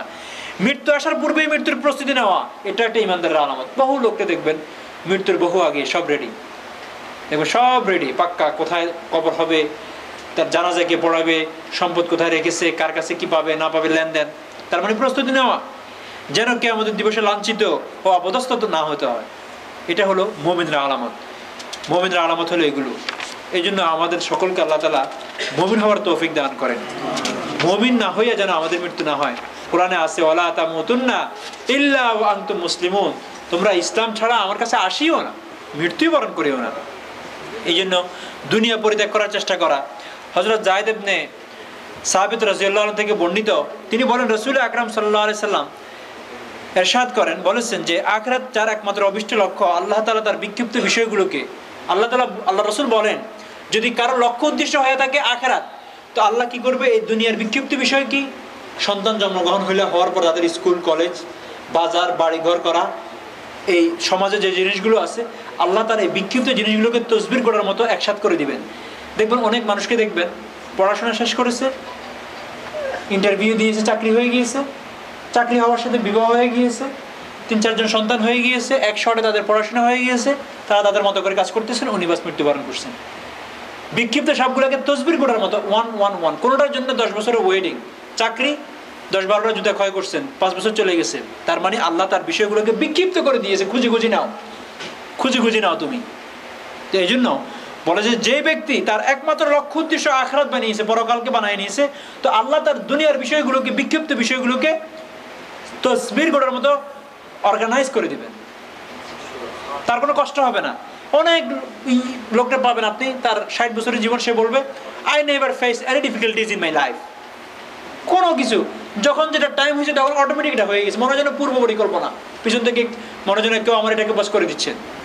পড়াশোনা 1 শটে পাস, এরপরে এভাবে আমি যেটা বললাম। আচ্ছা, আর যে ব্যক্তির শুধু এটা একটা নেয়ামত বললাম, আর দ্বিতীয় হলো আল্লাহ তাআলা কখনো তাকে আর কারোর প্রতি মুখাফেক্ষি করবেন না, মুখাফেক্ষি করবেন না। আর দুনিয়া অবদস্থ লাঞ্ছিত হয়ে তার নিকট আসে। আচ্ছা, দুনিয়া যার কাছে, এখানে যে কথাটা বললাম, যদি কারো লক্ষ্য উদ্দেশ্য থাকে আখিরাত, তো দুনিয়া তার কাছে আসিয়া যাবে এমনি, দুনিয়া তার কাছে আসিয়া দৌড়িয়ে আসবে। আর এর বিপরীত যে দুনিয়ার অভিষ্ট লক্ষ্য বানাবে যে আমি কত বড় হইতে পারি, লোকদেরকে দেখাই দিব, আমার 14 পুরুষ যতটুকু আসতে পারে না, আমি একা তা যাবো, এরকম যার হবে, আল্লাহ তার বিষয়সমূহকে বিক্ষিপ্ত করে দিবেন। আল্লাহ যদি তার বিষয়গুলিকে বিশৃঙ্খলা করে দেন, আপনি শৃঙ্খলা করতে পারবেন? শৃঙ্খলাভাবে করতে পারবেন? দারিদ্র্যকে তার 2 চোখের মাঝখানে রেখে দিবেন, এই 2 চোখ আসনের মাঝখানে দারিদ্র্য রেখে দিবেন। যত স্পিডে সে দৌড়বে, তত স্পিডে সে দারিদ্রতার দিকে দৌড়বে। শুধু মনে করবে ইনভেস্ট করলে মনে বড় লোক, এই এক চান্স, করতে থাকবে, কিছু হবে না। দারিদ্র্যকে তার 2 চোখের মাঝখানে রেখে দিবেন। আর দুনিয়া যতটুকু আল্লাহ তার ভাগ্যে লিপিবদ্ধ করেছেন, সে তাই পাবে, এর থেকে বেশি একটুও পাবে না, একটুও পাবে না। এই জন্য আমাদের লক্ষ্য উদ্দেশ্য যেন কি না হয়, দুনিয়া না হয়। দুনিয়া যদি আল্লাহ রাসূল চিন্তা করতেন তাহলে অর্জন করতে পারতেন। হযরত ওমর ফারুক রাদিয়াল্লাহু তাআলা আনহুর ব্যাপারে আছে এই হাদিসটি। উনি একবার আল্লাহ রাসূল সাল্লাল্লাহু আলাইহি ওয়াসাল্লামের ঘরে গেলেন, ঘরে যাওয়ার পরে দেখলেন হুজুর শুয়ে আছেন। কিসের মধ্যে? চাটাইয়ের মধ্যে। তো চাটাইয়ের একটা বুনুন আছে না, বুনুন বাঁধানোর যে ইয়েটা, যখন হুজুর উঠলেন, হুজুরের গায়ে ইয়ে ছিল না, আপনার এই টাওয়েল ছিল না। দেখলেন পুরা দাগটা ওখানে। আমাদের দেশেও দেখবেন আপনি চাটাইতে যদি এরকম খালি গায়ে শোন, 2 কারণে শোয়, গরম আর চাটাইয়ের মধ্যে যখন খালি গায়ে শুয়ে ঠান্ডা লাগে, মাঝখানে কাপড় থাকতে পারবে না। তো যাই দেখলেন আল্লাহ রাসূল সাল্লাল্লাহু আলাইহি ওয়াসাল্লামের শরীরের মধ্যে চাটাইয়ের দাগ। তো দেখি হযরত ওমর ফারুকের মতো শক্ত মজবুত লোকও নিজেকে রাখতে পারলেন, কেঁদে ফেললেন যে দো জাহানের বাদশা, এই পৃথিবীতেও যিনি বাদশা, ওই জগতেরও যিনি বাদশা, তার এই অবস্থা। উনি কেঁদে ফেললেন। নবী করিম সাল্লাল্লাহু আলাইহি সাল্লাম উনি বললেন যে হে ওমর, তুমি কেন কাঁদছো, কেন কাঁদার কারণটা কি? তখন ওমর রাদিয়াল্লাহু তাআলা বললেন, পারস্যের সম্রাট কিসরা আর রোম সম্রাট কাইসার ও তাদের ইহকালীন ভোগ বিলাসিতার কথা মনে পড়ে গেল ইয়া রাসূলুল্লাহ আমার, অথচ আপনি আল্লাহর রাসূল আর আপনার পিঠে চাটাইয়ের দাগ পড়ে গেছে, এই জন্য কাঁদতেছি। তখন নবী করিম সাল্লাল্লাহু আলাইহি সাল্লাম বললেন, তারা এমন এক জাতি পার্থিব জীবনে যাদেরকে সকল ভোগ বিলাসী আল্লাহ তাআলা দিয়েছেন, তাদেরকে আর আখিরাতে দেওয়া হবে না। আর আমরা এমন এক জাতি, আমাদের ভোগ সামগ্রী আমাদের জন্য বিলম্বিত করা হয়েছে, জাস্ট একটু প্রলম্বিত করছে, আসতেছে, আমাদের সামনেই আছে, এর জন্য কাদের কি আছে? এবং ওই হাদিসে এটাও আছে, উনি বললেন আপনি যদি একটু চাইতেন, আল্লাহ রাসূল বললেন যে আমি এই পৃথিবীতে ভোগ বিলাসিতা চাই না, আমি গরিবদের থাকি, হাদিসে আছে মিসকিনান, আমি এই পৃথিবীতে গরিবদের সাথে থাকবো, মিসকিন হিসাবে থাকবো, মিসকিন হয়ে মরতে চাই, মিসকিনের সাথে হাসর ময়দানে উঠতে চাই। ইয়া আল্লাহ, বিরাট কথা, বিরাট। দো জাহানের বাদশার গায়ে চাটাইয়ের দাগ লেগে আছে। হযরত ওমর ফারুক রাদিয়াল্লাহু তাআলা আনহু পড়তো, ইয়া আল্লাহ। রাসূল আকরাম সাল্লাল্লাহু আলাইহি সাল্লাম একবার এক বাজারে গিয়েছিলেন। বাজারে যাওয়ার পরে বাজারের শেষ মাথায় দেখেন যে ওখানে একটা পচা ছাগলের বাচ্চা আছে না, এটা পড়ে আছে, গরুর বাছুরের মতো পড়ে আছে।